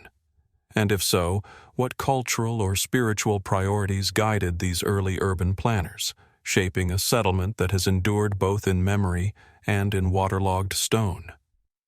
Construction techniques further provoke questions. The stones used in foundations are cut with precision, yet the tools of the period were limited to stone, bone, and early copper implements. How did these early builders achieve such durability, stability, and uniformity in a settlement intended to last for generations? And how much knowledge of hydrology, soil, and material strength did they possess, anticipating challenges that modern engineers would still consider significant today? Pavlopetri suggests a level of technical skill and environmental awareness that is difficult to replicate even in contemporary experimental archaeology. Standing, or rather, imagining standing, within the submerged streets, one senses a city frozen in liminal space. Waves ripple across stone foundations. Sunlight filters through shallow water, illuminating patterns of walls and doorways long abandoned. Pavlopetri exists in two realms at once, a tangible artifact of human endeavor and an ethereal vision of loss, continuity, and the passage of time. Its very preservation defies replication, reminding us that the past is both fragile and enduring, contingent on forces both human and natural. Scholars continue to debate the city's function, layout, and ultimate fate, yet no explanation fully resolves its mysteries. Was it primarily residential, or did commerce, ritual, and governance dominate its organization? Could certain structures have served purposes now invisible to us? Astronomical observation, social regulation, or sacred rites? And how did its inhabitants relate to a coastline and environment that would eventually claim their city? The answers, like the stones beneath the waves, are obscured but not beyond imagination. Perhaps the most compelling aspect of Pavlopetri is the way it challenges assumptions about ancient capability. Like Dornaigil Broch, Holm of Papa, and Histria's Neolithic pole, the city embodies ingenuity, organization, and adaptation that seem impossible to replicate with the tools and knowledge presumed available to its builders. It invites reflection on human skill, resilience, and the ways knowledge can be encoded not in text, but in streets, foundations, and urban patterns preserved through time. What secrets lie hidden beneath layers of silt, in corners of courtyards, or along submerged streets that remain unexcavated? And as modern technology allows us glimpses into this sunken world, we are left to wonder how much more of the past remains locked underwater, waiting for patient observation to bring it back into human consciousness. From the sunken streets of Pavlopetri, where human ingenuity lies preserved beneath waves, our journey moves westward across the Mediterranean to the island of Minorca, a landscape marked by rolling hills, limestone plains, and an enduring sense of the past. Here, in the rural hinterlands near Torelló, stands one of the island's most enigmatic prehistoric monuments, the Talayot of Torelló. At first glance, it is deceptively simple. A massive stone tower rising from the earth, cylindrical in form, weathered by centuries of wind, rain, and human presence. Yet within this quiet monolith lies a depth of mystery, a testimony to the skill, purpose, and perhaps lost knowledge of a people who lived more than 3,000 years ago. Talayots, such as this one, are unique to the Balearic Islands, marking the Talayotic culture that flourished in Minorca and Majorca during the late Bronze and early Iron Ages, roughly 1000 to 300 BCE. The Torelló structure is constructed from large limestone blocks, stacked without mortar, forming a circular tower that dominates the surrounding landscape. Its sheer scale and precision suggest careful planning and architectural understanding, yet many aspects remain unexplained. Why did these communities invest such immense labor into a tower that offers neither obvious defense nor readily apparent function? Could it have served multiple roles, ritual, social, territorial, or perhaps symbolic, in ways we can only begin to speculate upon? The site's location is telling. Perched on gently rising terrain, the Talayot commands views of surrounding fields, pathways, and distant hills, yet it is isolated enough to create a sense of deliberate separation. From this vantage point, observers might have surveyed the landscape, observed approaching travelers, or conducted ceremonies in a space removed from daily activity. Could its prominence have been intended to communicate social authority, spiritual significance, or a combination of both? And if its function was primarily symbolic, what knowledge or cultural values were encoded in the careful placement of stones and its orientation toward the surrounding environment? The construction techniques reveal both ingenuity and skill. Each limestone block is carefully shaped and positioned to create a stable, nearly cylindrical tower. Some stones bear subtle smoothing, others show evidence of splitting and dressing, suggesting knowledge of stone behavior and material properties. Modern attempts to replicate such a structure using only primitive tools demonstrate just how labor-intensive the process must have been. How did Talayotic builders achieve such balance, stability, and precision without metal tools or modern lifting equipment? And what cultural imperatives drove communities to expend this energy in a single structure whose original purpose is not entirely clear to us today? Within the tower and surrounding complex, subtle features hint at possible internal use or ritualized activity. Certain talayots include small chambers or niches, occasionally aligned with openings that might catch the light of the rising or setting sun. Could these have been functional spaces, storage, observation posts, or even dwellings? Or were they symbolic constructs, designed to channel attention, mark sacred moments, or facilitate ceremonies? The ambiguity is deliberate, leaving modern observers to piece together intention from fragments of form, orientation, and spatial relationship. The Talayot's relationship to surrounding monuments is equally compelling. Nearby, smaller stone structures, walls, dwellings, and other Talayots form an intricate network of human activity, hinting at a settlement organized according to social, ritual, or defensive principles. The positioning of Torelló relative to these features suggests planning on a scale beyond individual towers, hinting at a collective understanding of space, hierarchy, and purpose. Was it a central point within a territorial network, a ceremonial hub, or a marker of collective memory? Perhaps it was all of these at once, its meaning shifting over time as the society around it evolved. Artifacts recovered in and around Talayots are sparse but revealing. Fragments of pottery, tools, and occasional personal ornaments suggest domestic activity alongside ritual function, yet their distribution is irregular.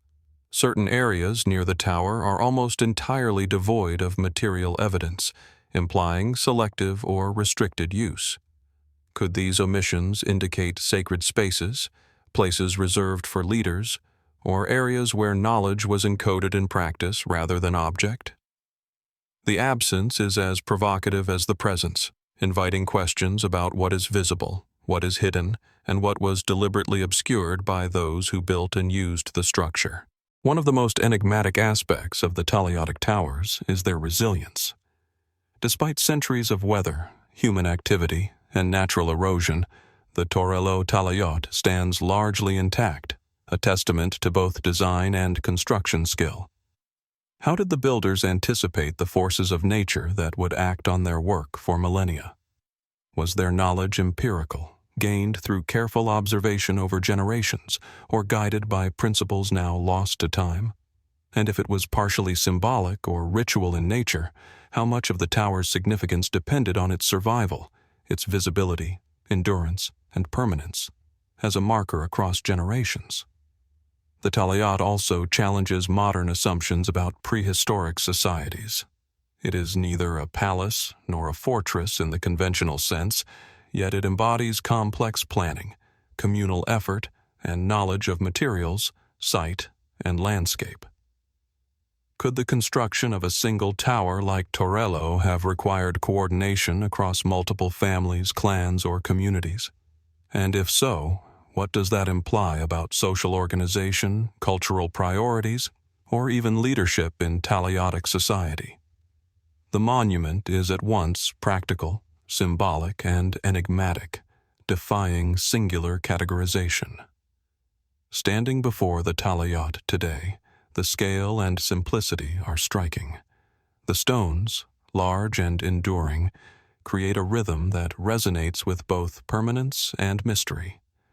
The surrounding landscape stretches out undisturbed in many ways, yet shaped by millennia of human interaction. Sunlight and shadow play across the tower's surface, hinting at forms, angles, and alignments that may have guided ancient eyes in ways we cannot fully reconstruct. How did the builders perceive the interaction of light, stone, and horizon? What knowledge was embedded in the tower itself, waiting for those who could read it in its spatial and material language? Scholars continue to debate the purpose and meaning of Talayotic towers like Torelló. Defense, ritual, territorial marking, astronomical alignment, each explanation has merit, yet none fully captures the complexity, durability, and deliberate irregularities of construction. And perhaps this ambiguity was intentional, a monument designed to endure both physically and conceptually, carrying multiple layers of meaning that could shift according to circumstance, observer, or ritual. How much of its function was practical, how much symbolic, and how much we will never fully understand remains an open question. Perhaps the most compelling feature of the Talayot of Torelló is the way it invites reflection. Like Pavlopetri, Dornaigil, Holm of Papa, and the Histria pole, It embodies a combination of human ingenuity, environmental awareness, and mystery that seems impossible to replicate. The tower is at once tangible and elusive, a monument to the capacity of prehistoric societies to shape both material and conceptual landscapes. What secrets remain encoded in the stones, the alignments, or the surrounding space?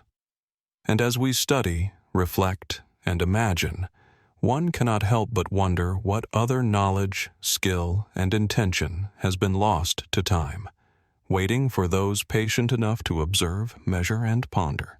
From the windswept plains of Minorca and the enduring Talayot of Torelló, our journey now moves eastward, across the Mediterranean and into the rugged mountains of southeastern Anatolia, where the summit of Mount Nemrut rises abruptly from the landscape.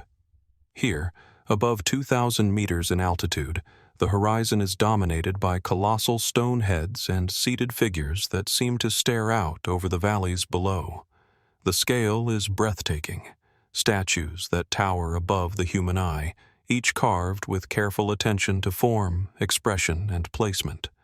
The mountain itself is austere, the air thin, the winds biting, yet these silent sentinels persist, perched in ceremonial terraces as if awaiting the gaze of those who dare to approach. Mount Nemrut's monumental assemblage dates to the 1st century BCE, constructed under the direction of King Antiochus I of Commagene. The site is a fusion of Persian, Hellenistic, and local Anatolian styles, blending colossal statuary with intricate tumulus architecture.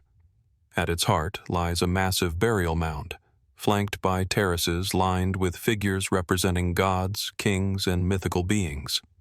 The colossal heads, many now toppled and fragmented, reveal finely carved features, the regal bearing of a seated monarch, the enigmatic smile of a deity, the precise attention to eyes, hair, and beard. How was it possible, in such a remote and elevated location, to transport, carve, and assemble stones of such immense size? What motivated a ruler to conceive of a monument that could rival the scale of the pyramids, yet so deliberately remote? The site's location is striking not merely for its altitude, but for its commanding visibility. From the terraces, one can gaze across vast plains, distant mountains, and the valleys that connect the ancient world of Anatolia.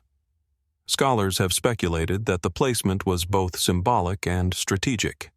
The mountain serves as a visual anchor, a marker of power visible across miles, while also creating a sacred space removed from the mundane world below.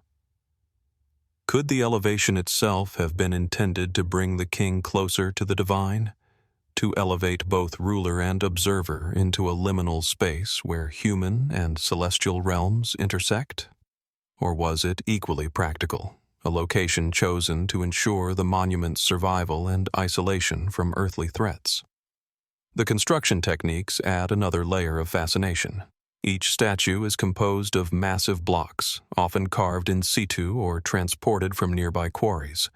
The logistics alone, moving multi-ton stones up steep rocky inclines without modern machinery, pose questions about the ingenuity, organization, and knowledge of the builders. How did workers coordinate this feat, ensuring precision in alignment, scale, and orientation? Some statues are seated, others toppled, yet the original positioning hints at a careful plan, one in which sightlines, symmetry, and symbolic intent were carefully considered. Could there have been methods, lost to time, for calculating weight, balance, and placement that surpass what modern engineers might assume possible for a culture of this era? The iconography itself is rich and enigmatic. Figures represent a pantheon of Greco-Persian gods, alongside the figure of Antiochus himself, suggesting a deliberate blending of cultures and belief systems. Inscriptions provide clues to titles, genealogy, and religious intentions, yet they leave gaps, ambiguities, and tantalizing mysteries. Why was this particular combination of deities chosen? How did the king envision his relationship with them, and what messages were meant for future observers? Was the site primarily funerary, ceremonial, or propagandistic, or did it encompass all three roles in a complex interplay that we are only beginning to appreciate? The toppled heads themselves provoke reflection. Separated from their bodies, some weigh several tons and rest scattered along terraces, their features still identifiable, their gaze fixed eternally outward. The act of decapitation and displacement may have been natural, caused by seismic activity, frost, or erosion, but it also invites speculation about symbolism. Did the original arrangement intend for the gaze of the gods and king to dominate the landscape in a particular pattern, an alignment that conveyed cosmic or political meaning? How much of the site's power, authority, and ritual resonance depended on the precise orientation of these colossal forms, now disrupted by time? Even the tumulus, the massive mound at the heart of the site, reflects meticulous planning. Rising above the terraces, it is composed of countless stones forming a conical shape, sheltering the tomb of Antiochus, while simultaneously serving as a ceremonial focal point. Was the mound intended to mirror natural mountains, linking earthly topography with divine authority? Did its size, shape, and centrality encode astronomical or ritual knowledge, marking solar or lunar events in ways we can only hypothesize? The intersection of monumentality, geometry, and symbolism suggests a sophisticated understanding of form, space, and perception that continues to elude full explanation. Artifacts recovered around the terraces and adjacent sites, fragments of statues, inscriptions, and offerings, provide further context, yet they raise more questions than they answer. Some items are functional, others clearly ceremonial, yet few explain the precise reasoning behind scale, alignment, and artistic choices. Could Antiochus have had access to knowledge or craftsmen whose methods have been lost? Were certain design decisions practical, ceremonial, symbolic, or some combination of all three? The answers remain elusive, preserved only in stone, orientation, and the enduring mystery of the mountain itself. Standing today on Mount Nemrut, among the colossal heads, one feels both awe and disquiet. The wind sweeps across terraces, carrying fragments of inscriptions, the echoes of hammering, and centuries of human presence.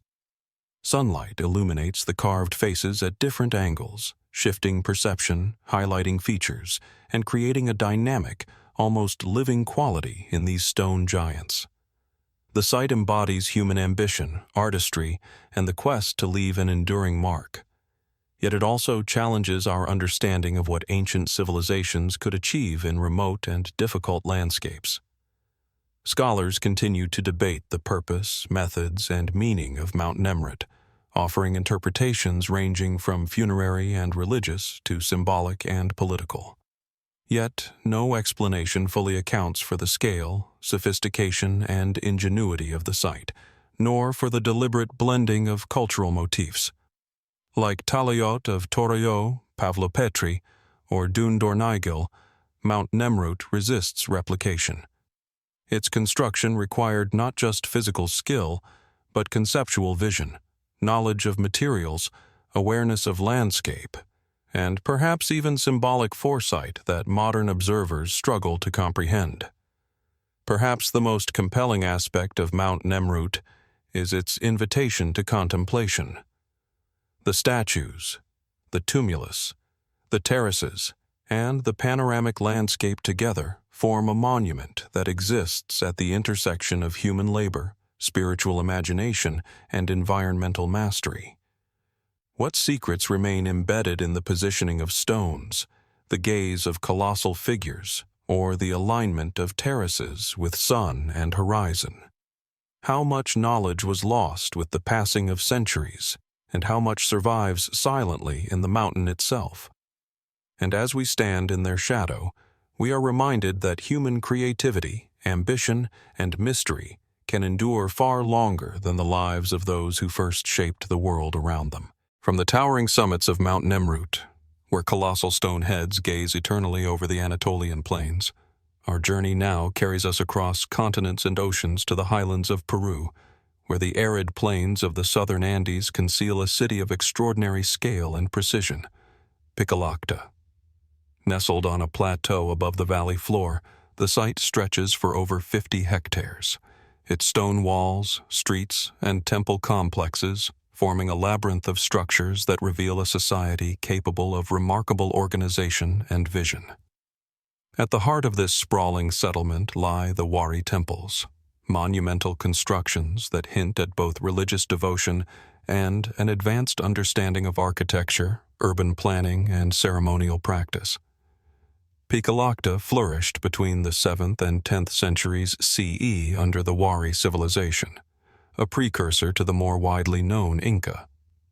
Unlike other Andean settlements, the Wari carefully planned their cities, often with rectilinear street grids, centralized plazas, and imposing structures aligned with both human and natural features. The temples of Pikillaqta exemplify this approach. Massive stone platforms rise above surrounding courtyards, stairways lead to elevated ceremonial spaces, and walls, constructed with finely cut and fitted stones, create chambers whose purpose is only partially understood. How did the Wari achieve such precision in stonework, particularly in a region prone to seismic activity without the benefit of mortar in many structures? And what cultural imperatives drove them to erect temples of such scale and complexity, seemingly designed to inspire awe and enforce social cohesion simultaneously? The temple's architecture is striking. Large rectangular platforms, often flanked by smaller subsidiary rooms or courtyards, suggest a hierarchy of use, perhaps reflecting different levels of ritual access or function. Certain walls are aligned along cardinal directions, while some entrances frame distant mountain peaks or valleys, hinting at a symbolic or cosmological dimension. Could these alignments have been deliberate, encoding celestial events, seasonal changes, or ancestral reverence into the very geometry of stone? The combination of practicality and symbolism creates a layered mystery. These are functional spaces designed for gatherings, yet the precision, orientation, and scale suggest an additional, more profound purpose. Construction methods further deepen the intrigue. Stones are cut with remarkable uniformity, carefully shaped to fit together without mortar, and arranged to withstand both the weight of superstructures and the shifting earth of an earthquake-prone region. Modern studies confirm that replicating these techniques without extensive knowledge, coordination, and labor is exceedingly difficult. Did the Wari possess specialized knowledge of structural dynamics that has since been lost? How did they transport and position massive stone blocks across uneven terrain? And how much labor, organization, and social cooperation did it take to construct a single temple complex? The physical evidence hints at capabilities that challenge conventional assumptions about pre-Columbian engineering. Equally compelling is the integration of the temples within the larger city. Pikillaqta is not a collection of isolated structures. It is an organized network of streets, plazas, and residential compounds, with temples strategically positioned as centers of social, political, and spiritual life. Courtyards connect ceremonial spaces to residential areas, suggesting that ritual activity was closely intertwined with daily life, reinforcing community hierarchies and shared cultural identity. Was the layout primarily functional, symbolic, or both? And if these temples were meant to inspire awe and authority, how did their placement and orientation influence the behavior and perception of the people who lived, worked, and worshipped in this city? Artifacts recovered within the temples provide glimpses into ceremonial practices, yet raise questions as profound as they answer. Ceramic vessels, carved stone figurines, and fragments of textiles suggest offerings and ritual activity, but the precise nature of Wari religious practices remains elusive. Some spaces appear deliberately restricted or inaccessible, hinting at hierarchies of participation or secret knowledge reserved for certain members of society. Were these temples strictly religious, or did they also function as centers for governance, social control, or communal memory? And if the Wari encoded meaning in the orientation, proportions, or construction sequence of these temples, what messages have been lost to time, hidden in stone rather than written word? The broader landscape adds to the mystery. Pikillaqta occupies a strategic plateau, commanding views over valleys and distant peaks.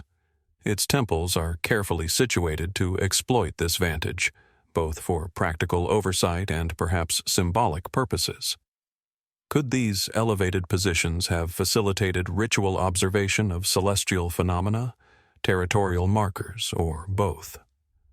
Did the Wari intend the city to function as a living cosmogram, a terrestrial reflection of spiritual or cosmological principles? And if so, how much knowledge of astronomy, geography, and social organization was embedded in the placement and construction of these monumental structures? The scale of labor and coordination required to construct the Wari temples is staggering. Massive stones had to be quarried, transported, shaped, and assembled with precision, while streets, courtyards, and platforms were carefully leveled and aligned. The logistical achievement alone suggests a society with sophisticated social organization, capable of mobilizing and directing large workforces across months, years, or even decades. How was this effort organized, and how much of the process was guided by empirical knowledge versus tradition, ritual, or cultural precedent? The complexity of Pikillaqta hints at a level of societal sophistication that continues to surprise archaeologists and historians alike. As one moves through the temples today, the sense of human intention is palpable. The carefully constructed stairways, elevated platforms, and precise wall alignments convey authority, devotion, and meticulous attention to spatial experience. Sunlight and shadow animate the stone, casting long lines across plazas and emphasizing particular features at specific times of day or year. Did the Wari anticipate these effects, designing with both material and light in mind to shape perception and reinforce meaning? Or is this an accidental alignment, a fortunate interaction of sun, stone, and landscape that echoes the ingenuity of its creators? Scholars continue to study Pikillaqta, offering interpretations ranging from purely ceremonial to civic and administrative. Yet no single theory fully accounts for the complexity, precision, and scale of the Wari temples. Like Pavlopetri's sunken streets, Mount Nemrut's colossal heads, and the Talayot of Torelló, these structures defy easy replication. They represent the convergence of practical skill, ritual sophistication, and environmental awareness in ways that modern observers struggle to reconstruct. How much knowledge, embedded in stone, spatial arrangement, and alignment, has been lost over the centuries? What secrets remain encoded in the platforms, courtyards, and ceremonial thresholds of Pikillaqta, waiting for patient study to uncover them? Perhaps the most compelling aspect of the Wari temples at Pikillaqta is their enduring invitation to wonder. Here, in the Andean highlands, ancient builders created a city and sacred spaces that challenge our assumptions about what was possible in the pre-Columbian world. The stone walls, platforms, and plazas endure, inviting reflection on human skill, social organization, and spiritual imagination. What messages, knowledge, or intentions remain embedded in this city of stone? And as we traverse its streets and temples, we are reminded that even in landscapes long abandoned, human ingenuity, vision, and mystery persist, awaiting the eyes, curiosity, and imagination of those willing to observe and ponder. From the high plains of the Andes, where the Wari temples at Pikillaqta rise as silent testimonies to ancient engineering, devotion, and societal organization, our journey now returns to the Mediterranean, tracing the contours of mountains and valleys to the sacred slopes of Mount Parnassus in central Greece. Here lies Delphi, once considered the navel of the ancient world, where the temple of Apollo crowns the landscape with its enduring majesty.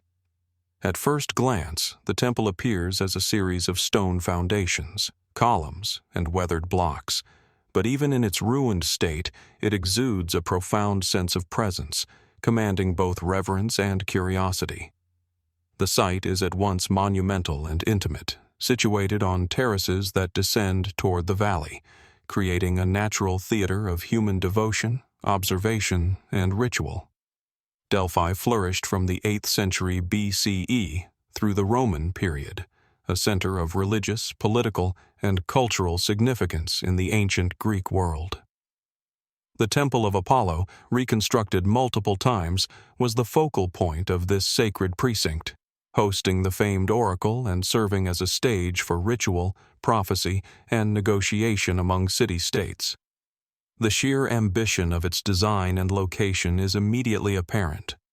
Elevated above the valley, the temple aligns with the contours of Mount Parnassus, commanding panoramic views that amplify its authority and mystery. But beyond aesthetic or practical considerations, the temple invites deeper questions. Why was this precise location chosen? Was it the acoustic properties of the terraces, the alignment with celestial events, or something more elusive, a subtle interaction between geology, airflow, and human perception that contributed to its sanctity? The architecture of the temple itself reflects both precision and symbolism. Doric columns rise from carefully leveled foundations, proportioned with a sense of harmony that balances both human scale and divine aspiration. The cella, the inner sanctuary, once housed a cult statue of Apollo, its presence implied even in its absence. How did ancient builders achieve such refinement with tools limited to bronze, wood, and simple pulleys? And how much of their design was guided by empirical observation versus intuitive knowledge of proportion, resonance, and spatial experience?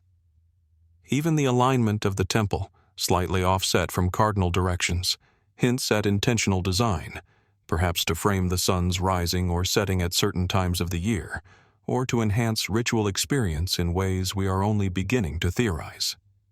The surrounding sanctuary amplifies the mystery. Sacred treasuries, altars, statues, and processional pathways radiate from the temple, creating a complex network of spatial relationships.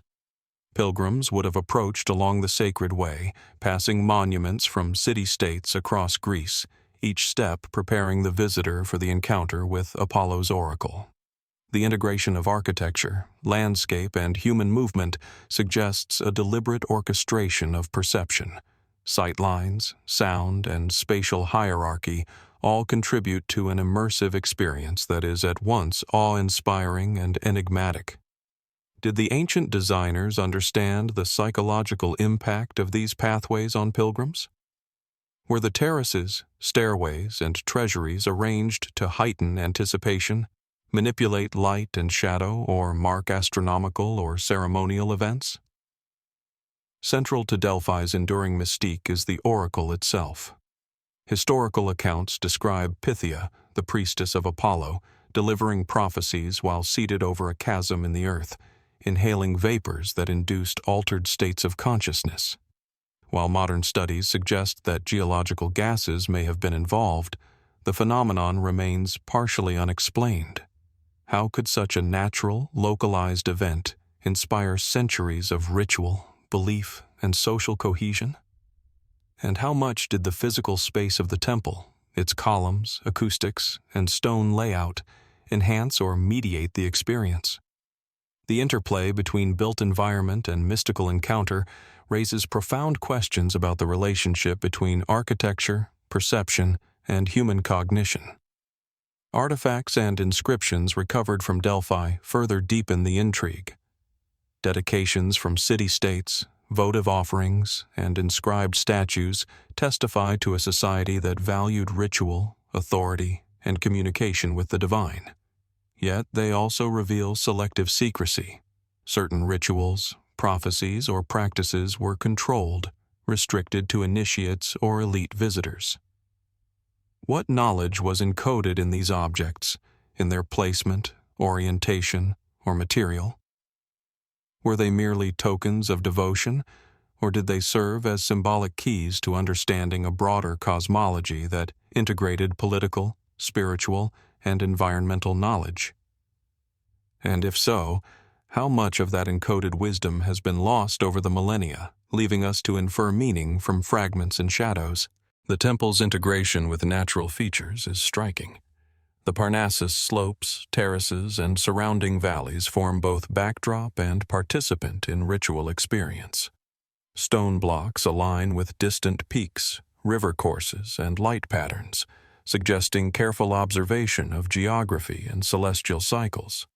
Could this alignment have been intended to synchronize human activity with cosmic events, agricultural cycles, or seasonal celebrations? How much of the temple's power depended on these subtle interactions between earth, sky, and stone?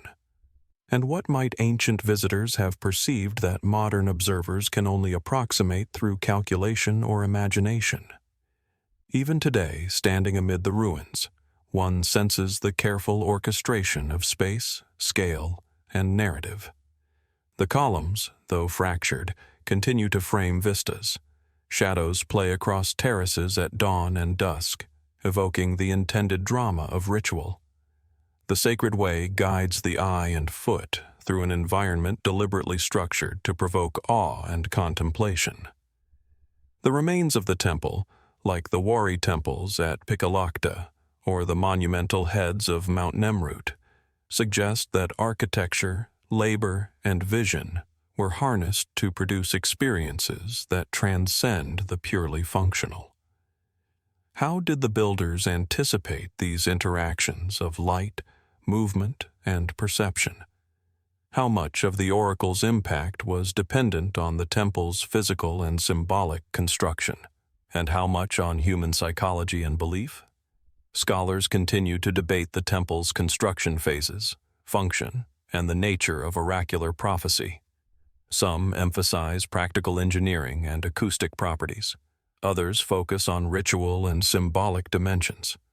Still others explore the interweaving of politics, religion, and social hierarchy. Yet no single theory fully accounts for the combination of scale, sophistication, and experiential intentionality that defines the Temple of Apollo at Delphi. Like Pikillaqta, Talayot of Torelló, and Mount Nemrut, the site resists replication. It embodies technical mastery, ritual complexity, and social organization that modern observers can admire but cannot fully reproduce. Perhaps the most compelling aspect of Delphi is its invitation to contemplation. The stones of the temple, the terraces, the surrounding peaks, and the echo of ancient voices together form a monument that exists at the intersection of human aspiration, spiritual imagination, and environmental mastery. What secrets remain encoded in the orientation of columns, the alignment of terraces, or the placement of dedications? How much knowledge, technical, spiritual, or social, was embedded in the design, only partially preserved in stone and myth?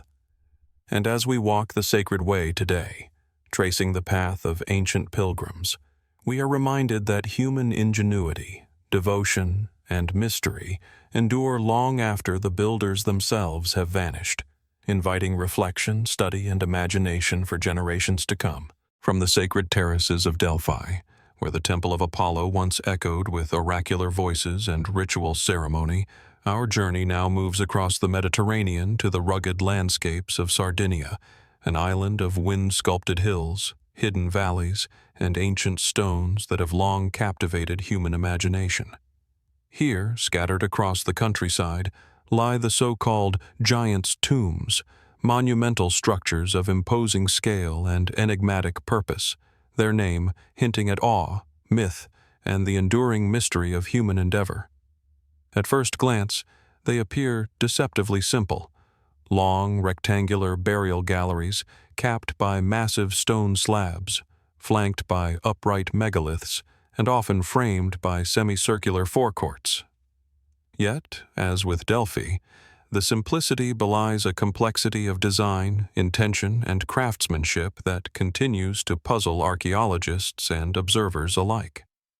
The giants' tombs, or Tombe dei Giganti, were constructed during the Bronze Age, roughly between 1800 and 1200 BCE, by the Nuragic civilization, whose monumental stone towers, the Nuraghi, dot the Sardinian landscape. Unlike the Nuraghi, whose function has been debated as defensive, residential, or ceremonial, the giants' tombs appear to serve a primarily funerary role. Yet their sheer scale is extraordinary. Some measure over 30 meters in length, and their capstones weigh multiple tons. How did communities of the Bronze Age quarry, transport, and position such enormous stones using tools limited to bronze, wood, and simple rope?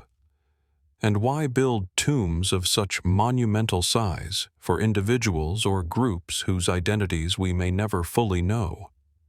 The architectural design is striking in both form and function. Most giants' tombs consist of a central burial gallery, flanked by upright stones, and often culminating in a semicircular facade that resembles a giant exedra, an architectural element that frames space and guides the observer's gaze. Some entrances are deliberately narrow, while the galleries themselves expand into wider chambers, suggesting controlled access, hierarchy, or ritual movement. Could the forecourt have served as a stage for ceremonies, offerings, or public rites? And if so, what cultural or spiritual imperatives dictated the dimensions, orientation, and materials of these spaces? Alignment is another element that has sparked intrigue. Several giants' tombs are oriented along cardinal directions or aligned with distant peaks, valleys, or the rising sun. Could these alignments have been intended to mark seasonal events, celestial occurrences, or spiritual thresholds? Or were they practical, designed to maximize stability, drainage, or sunlight within the chamber? The ambiguity is deliberate, or at least enduring, inviting speculation about the interplay between practical construction, ritual intention, and cosmological symbolism. Construction techniques provide further mystery. Stones of extraordinary size were carefully quarried and transported across uneven terrain, then positioned with precision to create durable galleries capable of withstanding centuries of erosion, seismic activity, and human activity. Some capstones span several meters without apparent support other than the flanking megaliths. How did Bronze Age builders calculate weight distribution, balance, and stability without the benefit of modern engineering knowledge? Were there techniques, tools, or communal knowledge that have since vanished, leaving us to wonder how such feats were achieved? The tombs themselves are largely empty of their original contents, though fragments of pottery, tools, and occasional jewelry suggest that they were the focus of sustained ritual activity. Were these tombs intended to house multiple generations, or were they symbolic monuments to ancestors or deities? And what can their distribution across Sardinia tell us about the social, political, and spiritual organization of the Nuragic culture? The answers remain elusive, preserved not in text, but in stone, form, and spatial arrangement. Even more enigmatic are the variations among tombs. While the basic structure, a central gallery with a semicircular forecourt, is consistent, individual tombs vary dramatically in scale, stone size, and detailing. Some forecourts are modest, others monumental, some galleries simple, others complex. Could these differences reflect the status of those interred, regional variations, or chronological developments over centuries? Or might they encode knowledge of astronomical, ritual, or societal significance that modern researchers struggle to decipher? Standing within the forecourt of a giant's tomb, the scale and craftsmanship are immediately apparent. The capstones tower above, casting shadows across the gallery, and the surrounding stones frame the landscape in a deliberate composition. The effect is both awe-inspiring and contemplative. Here is a place where human labor, communal organization, and spiritual imagination intersect, leaving a mark that survives millennia. How did the builders envision their labor? Were these tombs monuments to memory, devotion, or authority? And what did they hope future generations would perceive when standing among these stones? The tombs also provoke questions about cultural memory and myth. Their moniker, Giants' Tombs, suggests an ancient interpretation linking scale to mythic beings, perhaps reflecting awe at their construction or misinterpretation of human remains. Did the Nuragic people themselves imagine the tombs as the resting places of extraordinary ancestors, heroes, or divine figures? And how has the mythic framing influenced modern understanding, interpretation, and excavation of these sites? Even today, the giants' tombs resist replication. Modern archaeologists and engineers can appreciate the precision, ingenuity, and logistical skill required to quarry, transport, and assemble these stones. Yet attempts to reconstruct similar structures using Bronze Age techniques remain difficult and incomplete. Like Pikillaqta, Mount Nemrut, and Delphi, the tombs exemplify a blend of technical skill, social coordination, and conceptual vision that challenges our assumptions about prehistoric societies.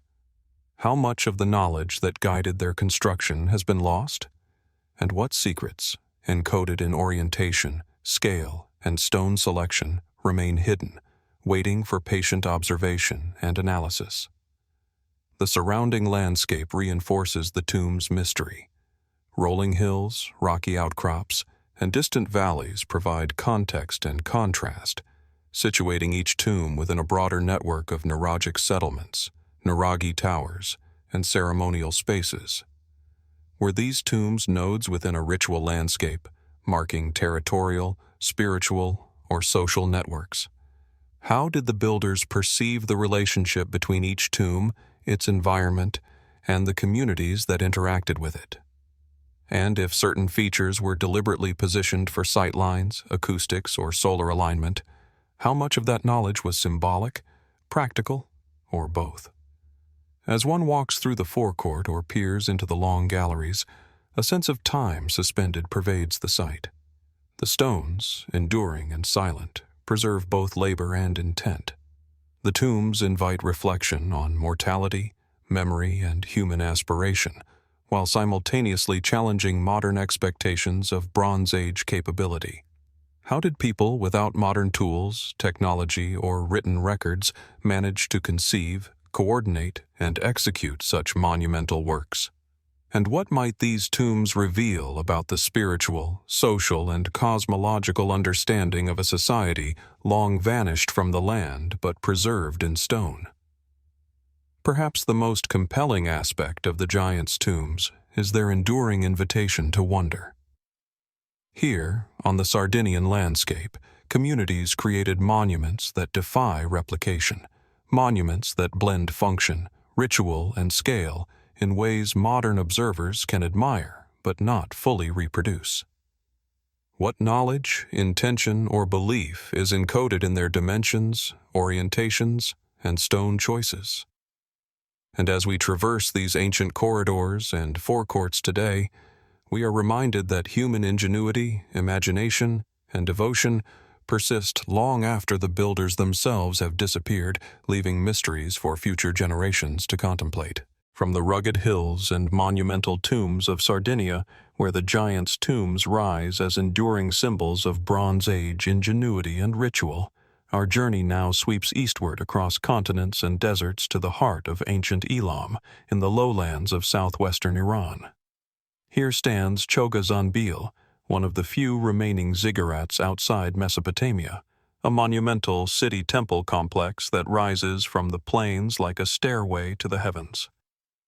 The structure itself is vast, its stepped terraces ascending layer upon layer, crowned with the remnants of a central shrine that once housed sacred offerings and the presence of the divine.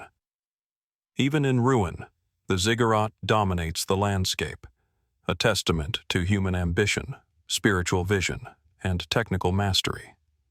Chogha Zanbil was constructed around 1250 BCE by King Untash Napirisha of the Elamite civilization, intended as a center for worship and perhaps as a political statement of authority and divine favor. The scale of the project is immediately apparent. The ziggurat rises nearly 50 meters above the surrounding plain, with its massive brick terraces stretching over 200 meters per side at the base. Mud brick construction, reinforced with kiln-fired bricks in critical areas, speaks to a sophisticated understanding of materials and weight distribution. How did the builders coordinate such a colossal project in a remote and challenging environment?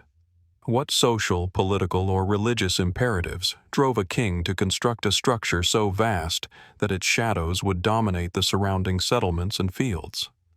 The architecture itself invites awe and speculation. Each terrace is carefully proportioned, forming a pyramidical series of steps that appear at once functional and symbolic.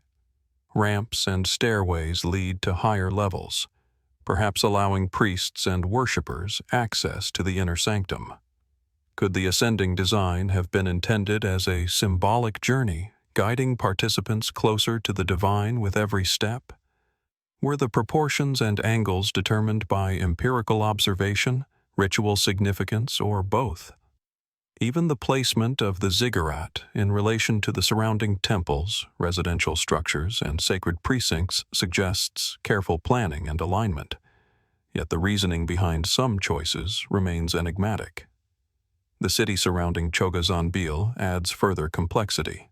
Temples, courtyards, and ceremonial areas surround the ziggurat in an organized urban plan, indicating a society capable of sophisticated administration, resource allocation, and labor organization. The scale of construction implies a significant workforce, coordinated over years or decades. How were logistics managed for transporting and assembling thousands of mud and kiln-fired bricks, each weighing hundreds of kilograms, without the benefit of modern machinery? Were there specialized laborers, engineers, and ritual specialists whose knowledge has since been lost? And how did the social structure of Elam support such a monumental endeavor? The ziggurat's symbolic resonance deepens the mystery. Ancient inscriptions suggest a devotion to Inshushinak, the chief deity of Susa, yet the precise rituals performed within the terraces, chambers, and altars remain speculative. Did priests conduct processions up the terraces, offering sacrifices, recitations, or celestial observations? Could certain alignments of the structure have corresponded to solstices, equinoxes, or stellar movements, as seen in other monumental religious sites around the world? The ziggurat's geometry and orientation seem intentional, yet the full significance of these choices continues to elude archaeologists, leaving space for both scholarly interpretation and wonder. Construction techniques underscore the technical sophistication of the Elamites. Mud bricks, sun-dried and kiln-fired, were arranged in a complex core and veneer pattern with internal drains to manage water and weight distribution. Despite the apparent simplicity of mud brick as a material, the builders achieved precision in leveling, alignment, and long-term durability, ensuring the structure survived centuries of rain, wind, and seismic activity. How much of this knowledge was empirical, gained through trial and error, and how much encoded in ritual or cultural tradition? Could there have been methods, now lost, that allowed ancient engineers to calculate load, drainage, and stability with remarkable accuracy? The ziggurat's terraces and chambers are rich with symbolic and practical purpose. Large brick platforms, once plastered and possibly painted, supported shrines, altars, and sacred objects. Some rooms may have housed offerings, while others served as ritual spaces or ceremonial passageways. The layout suggests hierarchy, the higher terraces reserved for elite priests or the king himself, while the lower terraces may have accommodated broader participation. Was this vertical organization intended solely for ritual purposes, or did it also reinforce social structure, demonstrating the interdependence of political power and divine authority? The broader landscape of Chogha Zanbil further enhances the mystery. Situated near Susa, The site's visibility across the plains may have served both practical and symbolic purposes, asserting dominance, demonstrating religious devotion, and perhaps marking territorial boundaries. Could the ziggurat have functioned as both a spiritual beacon and a statement of political control? And if so, how did the builders balance the spiritual, social, and logistical demands of such a massive construction project? Even in its ruined state, the ziggurat conveys a sense of drama and deliberate experience. Sunlight and shadow play across the terraces, highlighting angles, steps, and facades in ways that may have been integral to the ceremonial impact.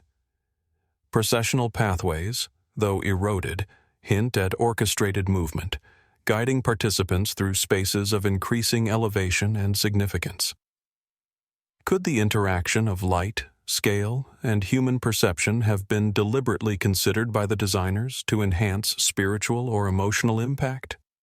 And if so, how much of this subtle orchestration was known to modern observers only through the careful study of ruins rather than written documentation? Artifacts and inscriptions, sparse but informative, offer clues to the lives, beliefs, and organization of the Elamites. Cylinder seals, votive offerings, and cuneiform inscriptions suggest a society highly attuned to ritual, record-keeping, and symbolic communication. Yet the ziggurat's full meaning remains elusive. Did the structure encode celestial knowledge, social hierarchy, or moral authority? Was it a functional temple, a symbolic monument, or some synthesis of both? And if the ziggurat served multiple purposes simultaneously, how did the builders reconcile practical construction demands with complex ritual and spiritual expectations? Chogha Zanbil, like the giant's tombs of Sardinia, Delphi's Temple of Apollo, or Pikillaqta's Wari temples, resists replication. Its construction required not only technical skill but visionary planning, social coordination, and cultural knowledge that modern engineers can admire but cannot fully reproduce. What knowledge, embedded in mud bricks, terraces, and city layout, has been lost to time? What experiences, rituals, or observations once unfolded within its walls that remain inaccessible to us today? And how much of its intended impact, both spiritual and social, has been obscured by centuries of decay, conquest, and erosion? Perhaps the most compelling aspect of Chogha Zanbil is its enduring invitation to wonder. Rising from the plains like a stairway to the heavens, the ziggurat speaks to human ambition, spiritual imagination, and technical mastery. It challenges modern assumptions about Bronze Age capabilities while leaving a sense of awe that is difficult to quantify. What secrets remain hidden in the terraces, chambers, and city layout? And as we walk among the ruins today, observing the careful alignment, monumental scale, and meticulous construction, we are reminded that human ingenuity, devotion, and mystery can endure far beyond the lives of those who first shaped the world around them. From the monumental terraces of Chogha Zanbil, where mud brick ziggurats once rose like stairways to the heavens in the plains of Elam, our journey now carries us southward across deserts and the Nile, to the sun-scorched sands of Sudan. Here, in the region once ruled by the kingdom of Kush, rise the pyramids of Meroe, slender, sharply angled monuments clustered on the desert plateau, their golden-hued stones glowing under the unrelenting sun. Unlike their Egyptian counterparts, these pyramids are smaller in base but much steeper, some reaching heights of over 30 meters, standing in silent testimony to a civilization that blended indigenous ingenuity with foreign influence, yet left mysteries that endure to this day. Meroe flourished between the 8th century BCE and the 4th century CE, serving as the royal capital of the Kingdom of Kush. The pyramids were built as tombs for kings, queens, and high-ranking officials, yet even their funerary purpose raises questions. The sheer precision of construction, the alignment of pyramids into orderly rows, and the integration of mortuary temples alongside them reflect a society capable of meticulous planning, sophisticated engineering, and enduring ritual. How did the Kushites achieve such accuracy with tools limited to stone, wood, and copper? How did they quarry, transport, and assemble massive blocks on remote desert plateaus, often without the benefit of nearby waterways or advanced machinery? And why select this steeper, narrower design, so distinct from the broader Egyptian pyramids, yet equally imposing in its visual and symbolic effect? The architecture itself evokes awe. Each pyramid features sharply inclined sides, a small chapel at its base, and internal burial chambers that remain largely unexplored or looted over millennia. Some pyramids are surrounded by stone stelae engraved with hieroglyphs or depictions of the deceased in ritual contexts, offering glimpses into beliefs, status, and artistic tradition. Yet the interiors of these monuments, their exact ceremonial use, and the process of royal interment remain shrouded in ambiguity. Did the steep design serve purely practical purposes, stability on sandy soil, or did it have symbolic meaning, representing ascent to the afterlife, spiritual protection, or a cosmic principle now lost to us? Alignment and placement within the desert landscape deepen the mystery. The pyramids are organized in clusters, often with precise orientation along cardinal points, or with respect to nearby temples, roads, or sacred sites. Some appear deliberately positioned to mark solar events, such as the rising or setting sun during solstices, while others seem to frame distant hills or river valleys. Were these alignments purely ceremonial, intended to guide the soul's journey, or were they markers of territorial authority, social hierarchy, or political networks? And if these choices encoded complex knowledge of astronomy or cosmology, how much of that understanding has been irretrievably lost? Construction techniques continue to intrigue scholars. The Kushites relied primarily on locally quarried sandstone, shaping each block with remarkable precision. Despite their modest size compared to Egypt's pyramids, the steep angle creates significant structural stress, demanding careful engineering to prevent collapse. How did laborers achieve such coordination and precision across decades of work? Were there master builders, engineers, or ritual specialists whose knowledge was passed down orally and through hands-on apprenticeship, now vanished from history? And to what extent did ceremonial or religious principles guide the process, intertwining practical construction with spiritual or social imperatives? The integration of pyramids with mortuary temples and surrounding settlements reinforces their dual purpose, spiritual and political. Temples provided a space for offerings, ceremonies, and ancestral veneration, while the pyramids themselves marked the authority, memory, and divine association of the deceased. The combination of scale, precision, and ritual context suggests that these structures were not mere tombs but deliberate instruments of cultural continuity and societal cohesion. How did such planning and organization occur in a pre-industrial society, where resources, labor, and knowledge were finite and communication difficult? And what knowledge, encoded in the pyramid's angles, orientation, and layout, remains inaccessible to modern interpretation? Artifacts and inscriptions associated with the Meroe pyramids offer tantalizing clues.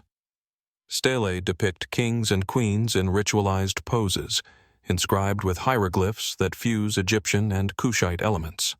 Funerary goods, pottery, and jewelry recovered from looted tombs hint at elaborate burial practices, yet the full spectrum of ritual activity remains speculative. Were these pyramids strictly funerary, or did they also serve as astronomical observatories, political statements, or spiritual beacons for the living? And if symbolic meaning was encoded in architectural proportions, orientations, or the placement of temples, how much of that knowledge has been obscured by centuries of environmental erosion, human interference, and the passage of time? The desert setting itself adds to the mystery. Isolated, exposed to the harsh winds and sun, the plateau amplifies the visual dominance of the pyramids.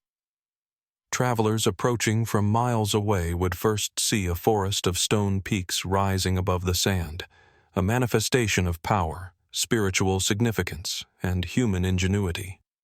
How much of this impact was intentional, designed to impress, intimidate, or inspire awe? And how did the natural environment, the shifting sands, prevailing winds, and changing light, interact with the design to create sensory experiences that reinforced ritual and social meaning? Even today, standing among the pyramids of Meroe, one senses the combination of practical achievement and spiritual vision. The slender silhouettes, aligned in precise rows, evoke questions of intention, technique, and purpose. How did the Kushites reconcile technical demands with ritual requirements, and how did they imagine the journey of the deceased ascending the steep slopes of the pyramids? What knowledge, encoded in stone, proportion, and landscape, has been lost to time, leaving modern observers to marvel without fully comprehending? Scholars continue to study the pyramids, comparing them to their Egyptian predecessors, examining hieroglyphic inscriptions, and analyzing construction methods. Yet no single theory fully accounts for the scale, precision, and symbolic depth of these monuments. Like Chogha, Zanbil, Delphi, Pikillaqta, and the giants' tombs, the pyramids of Meroe resist replication. They are the product of technical skill, social coordination, spiritual imagination, and environmental awareness that modern engineers and historians can admire but cannot fully reproduce. Perhaps the most compelling aspect of Meroe is its enduring invitation to wonder. Rising from the desert sands like jagged beacons of memory and devotion, these pyramids embody a civilization that balanced engineering, ritual, and authority in ways that continue to challenge our assumptions. What secrets remain hidden within their chambers, along their terraces, or in their precise alignment with the landscape? And as we walk among these monuments today, tracing the contours of ancient ambition and belief, we are reminded that human ingenuity, devotion, and mystery can endure for millennia, leaving questions for future generations to contemplate and mysteries to inspire endless reflection. From the sun-scorched sands of Meroe, where Kushite kings ascended their sharply angled pyramids in the heart of the desert, our journey now crosses oceans and landscapes to the mist-shrouded waters of the American Midwest. Beneath the tranquil, glassy surface of Lake Michigan, near the western shores of the Great Lakes, lies a submerged enigma, what has been called the Lake Michigan Stonehenge. Unlike the monumental pyramids or ziggurats of distant lands, this site is hidden, obscured by water and time, offering only fleeting glimpses through sonar scans, diver reports, and sediment mapping. Yet even beneath the lake, the formations suggest deliberate construction, symmetry, and an intent that challenges conventional understanding of pre-Columbian engineering in the region. First discovered in the early 2000s by a combination of underwater archaeology and sonar imaging, the site consists of large stones arranged in a geometric pattern, some reportedly weighing several tons. Divers describe circular and oval alignments, linear pathways, and clusters of stones that appear deliberately positioned rather than randomly scattered by glacial activity or natural deposition.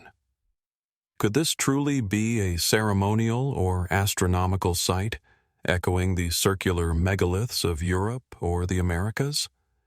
And if so, how did ancient builders coordinate such precision under environmental constraints that included shifting sediments, water currents, and a lack of durable construction materials? Radiocarbon dating and sediment analysis place some of the stones beneath layers of lakebed accumulated over thousands of years, suggesting the structures predate the current lake level. At times, during periods of lower water, parts of the formation might have been above ground, accessible to prehistoric communities. Could these stones have served as markers, ceremonial platforms, or gathering spaces? And if so, for what purpose? Ritual, navigation, social cohesion, or something more enigmatic now lost to history? The challenge lies not only in dating the stones, but in interpreting their function without written records or clear cultural analogues in the region. The configuration itself is striking. Some reports describe stones positioned in circular arrays, reminiscent of Stonehenge in England or the calendars of Mesoamerica, while others form linear alignments that may correspond to solstitial sunrise or sunset points. Could these placements indicate astronomical knowledge, tracking lunar cycles, solar movement, or seasonal changes? If so, the builders would have needed careful observation, planning, and repeated verification over years or decades, all accomplished without compasses, written mathematics, or modern surveying tools. How much of this knowledge was empirical, passed down orally through generations, and how much may have been encoded in ritual practice, symbolism, or mythology? Equally puzzling is the scale of effort required. Some stones are enormous, requiring significant labor to move and position, especially given the absence of mechanical advantage. Were these monoliths transported from distant quarries or sourced locally? How did ancient communities lift and stabilize them, particularly if the site was partially or seasonally submerged? And what social structure supported such an ambitious undertaking? Did it require a centralized authority, skilled laborers, or widespread communal participation? The answers remain elusive, buried beneath centuries of sediment, water, and speculation. Sediment layers and geological context add further complexity. The lake's currents, wave action, and glacial deposits have shifted stones over millennia, making precise reconstruction challenging. Yet patterns persist, suggesting deliberate placement rather than chance.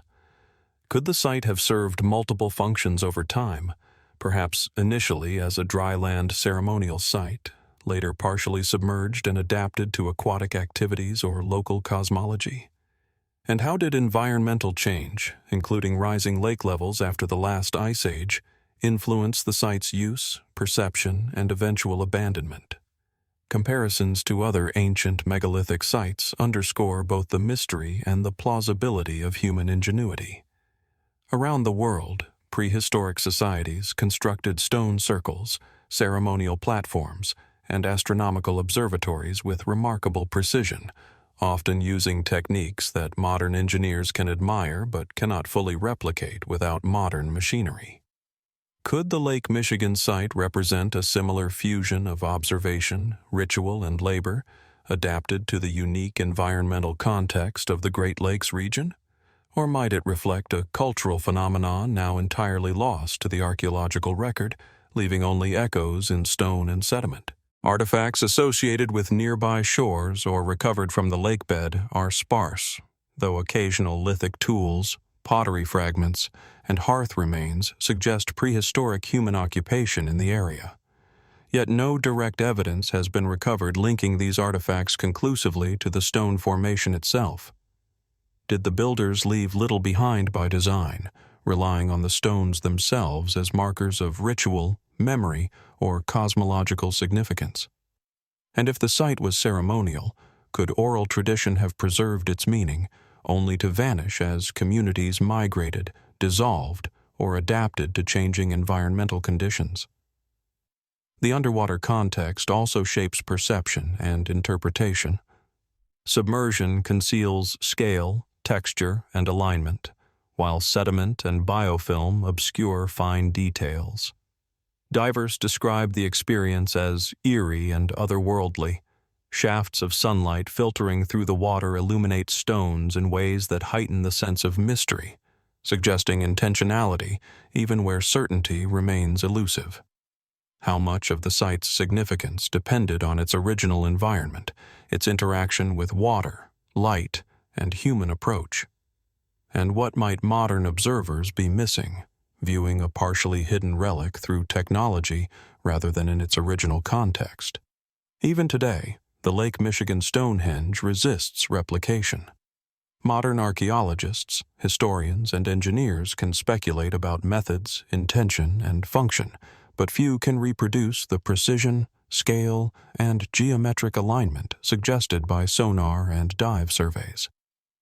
Like the pyramids of Meroe, Chogha Zanbil, or the giants' tombs, the site embodies a combination of technical skill, communal organization, and visionary planning that challenges our understanding of prehistoric North American societies. How much knowledge, skill, or cultural intent has been lost beneath centuries of water and sediment? And what secrets, once encoded in stone, remain hidden from our gaze? Perhaps the most compelling aspect of this submerged site is the invitation to reflection.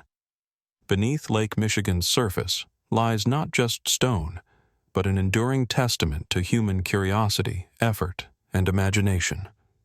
It prompts questions about lost civilizations, environmental change, and the capacity of prehistoric societies to manipulate their landscapes in ways both practical and symbolic.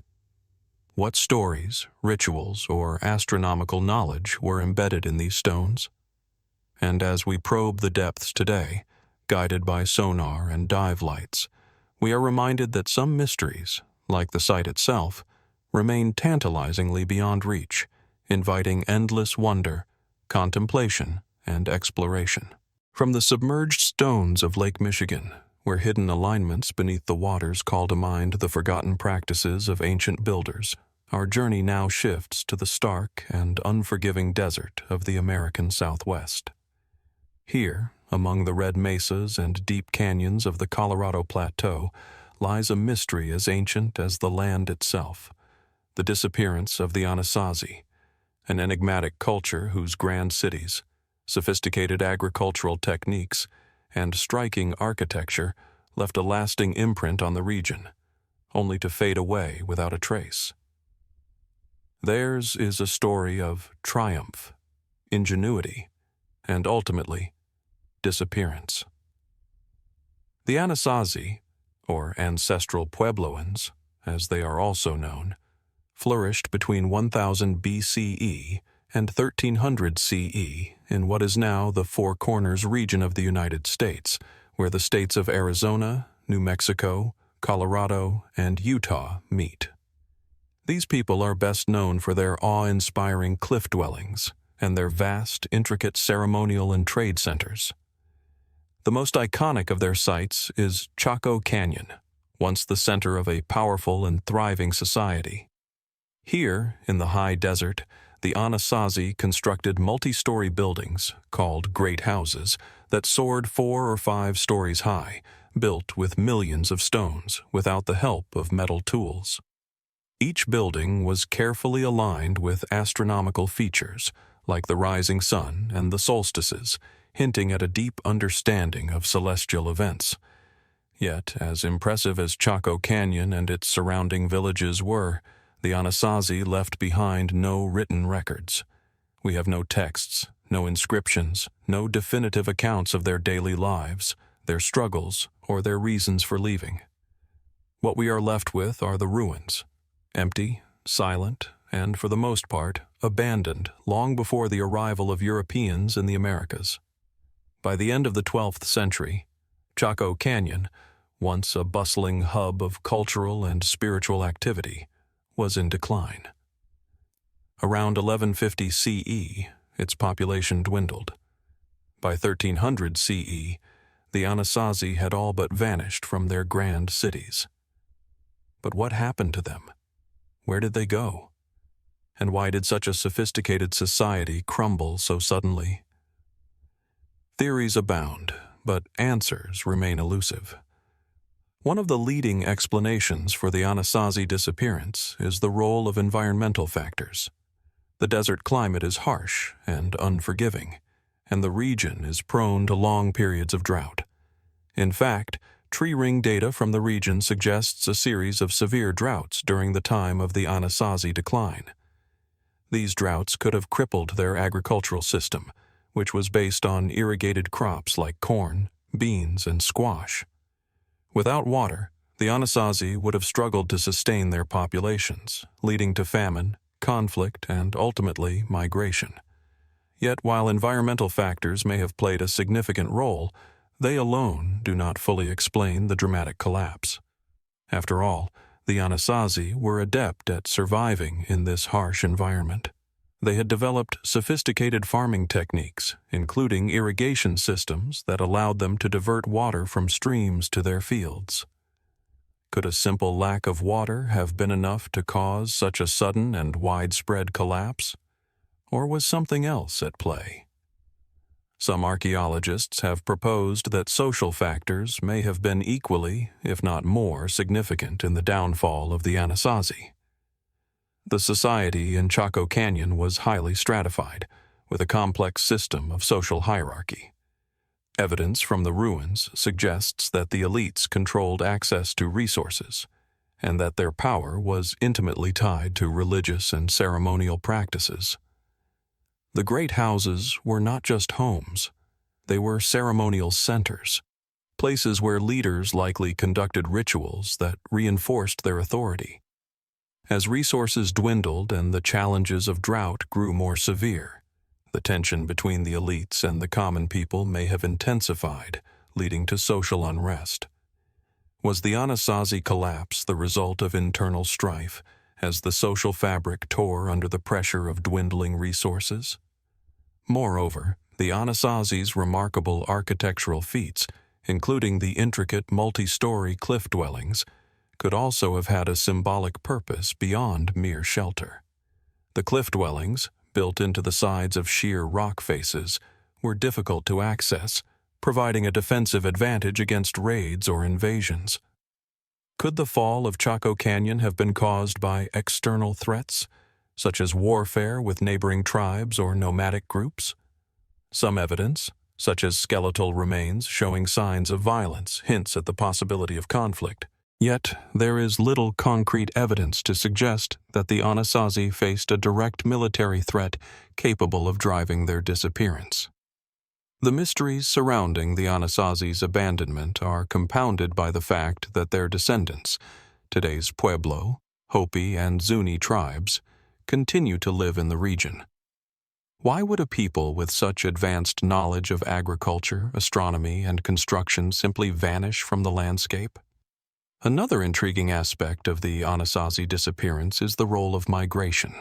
As Chaco Canyon and other settlements began to decline, the Anasazi gradually moved to other areas, such as the mesas of Mesa Verde, and eventually to the Rio Grande Valley. Did the Anasazi abandon their settlements in search of more fertile land, or were they fleeing a cultural and spiritual collapse? The sudden shift in settlement patterns is striking. Entire communities packed up and relocated to new, often less accessible locations.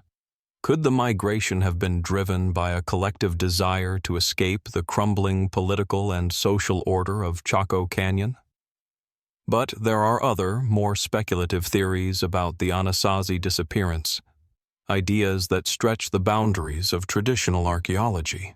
Some have suggested that the Anasazi's decline was not due to environmental or social factors alone, but rather the result of a spiritual crisis. The Anasazi were deeply connected to their land and their religious practices. Could a dramatic shift in religious beliefs or cosmological understanding have led to their departure? Were the spiritual leaders of the time guiding their people away from their ancestral homes as part of a larger, unrecorded transition to a new phase of existence? Some have even proposed that the Anasazi were led to abandon their lands in response to cosmic events, perhaps linked to celestial phenomena such as solar or lunar eclipses or the alignment of the stars.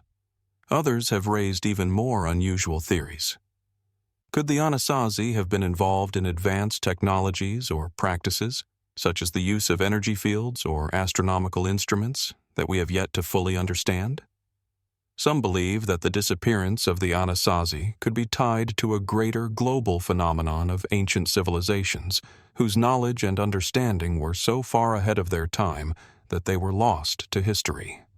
While these ideas remain speculative and largely outside the mainstream, they invite us to consider the Anasazi disappearance not just as a collapse, but as a transition, a mysterious turning point in a culture whose full potential we may never fully comprehend.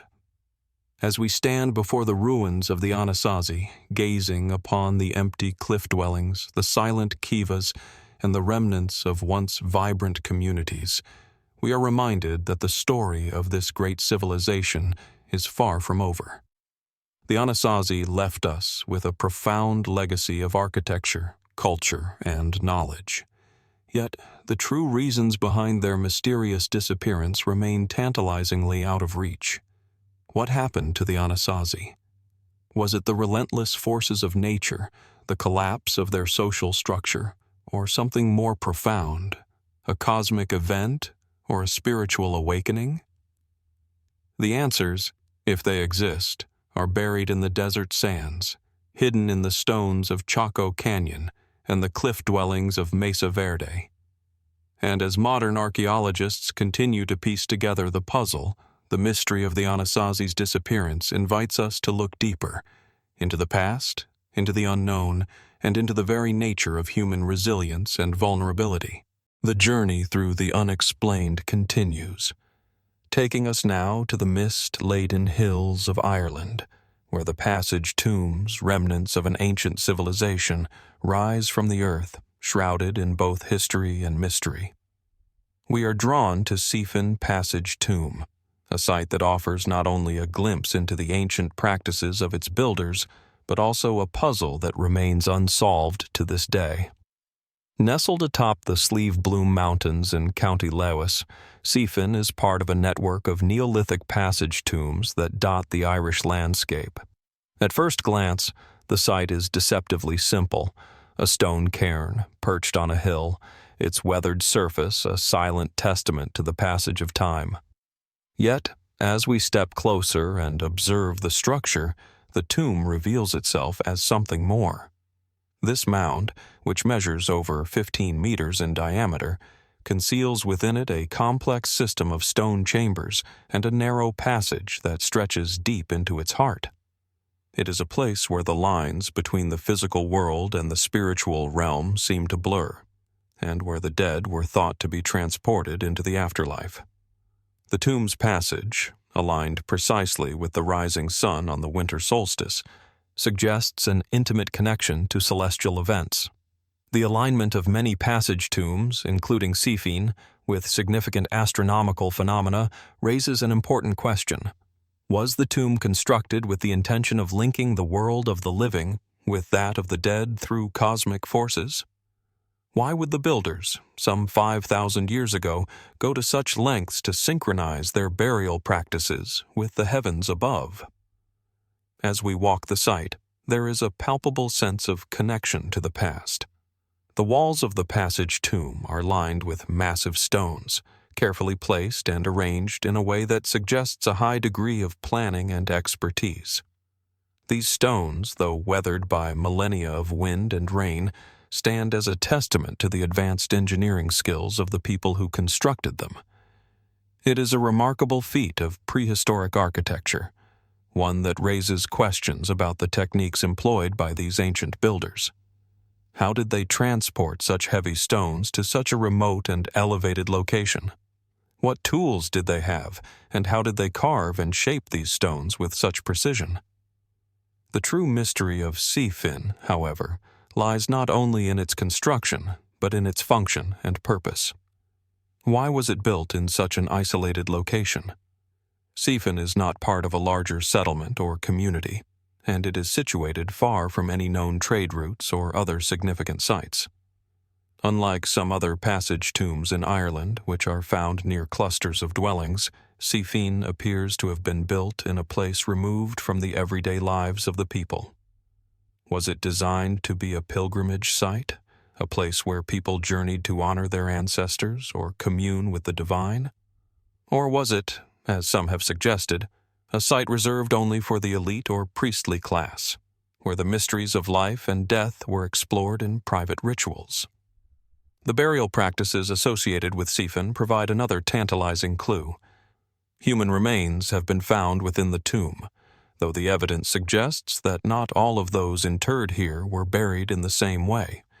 Some were placed in simple graves, while others were carefully positioned in ceremonial chambers, their bodies adorned with offerings.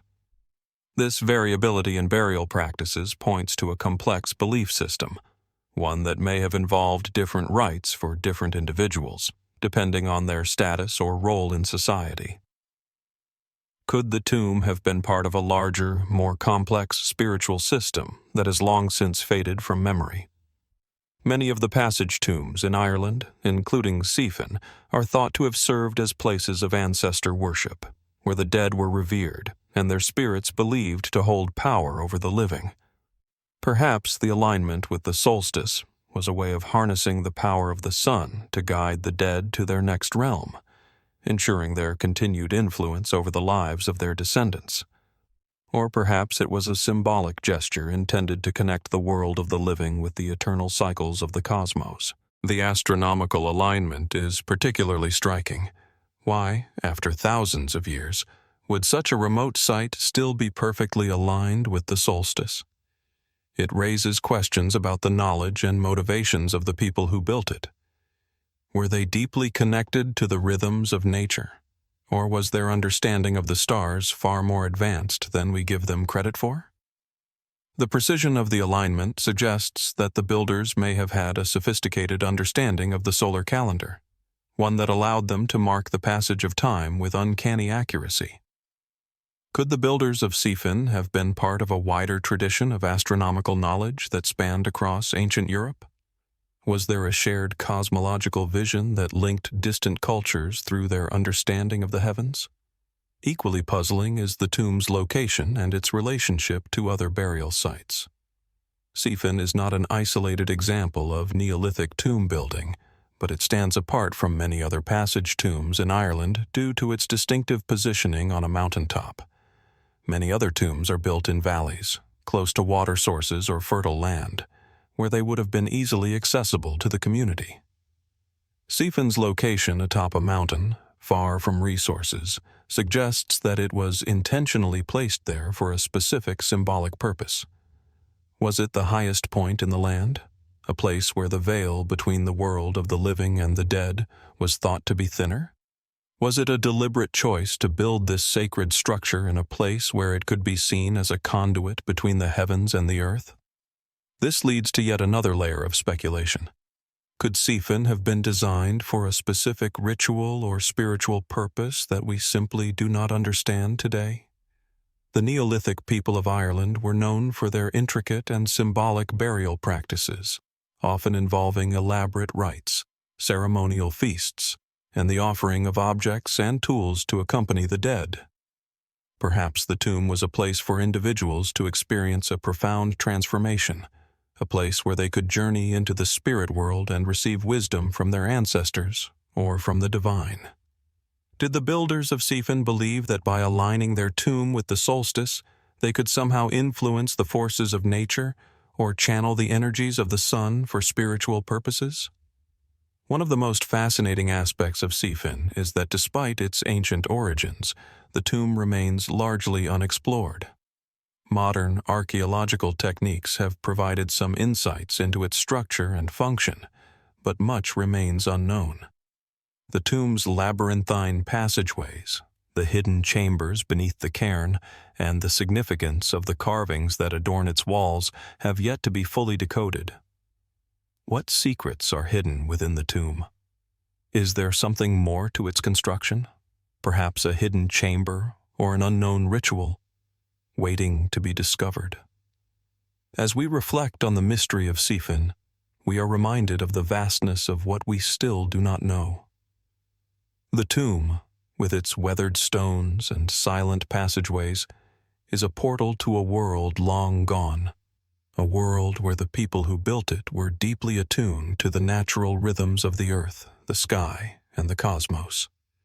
And though much has been forgotten over the millennia, the tomb stands as a reminder that the ancient builders of Ireland, with their mysterious knowledge of the heavens, were far more connected to the spiritual world than we can fully comprehend. Perhaps, as we continue to study and explore, we will find answers to the questions that have puzzled us for so long. Or perhaps the answers are hidden in the very stones of Sifin, waiting for the right moment to reveal themselves. In the quiet solitude of the Sleeve Bloom Mountains, with the tomb standing watch over the surrounding landscape, we are left to wonder, what was the true purpose of Sifin Passage Tomb? Was it a sacred site of worship, a cosmic temple that bridged the gap between life and death, or something far more mysterious than we can yet understand?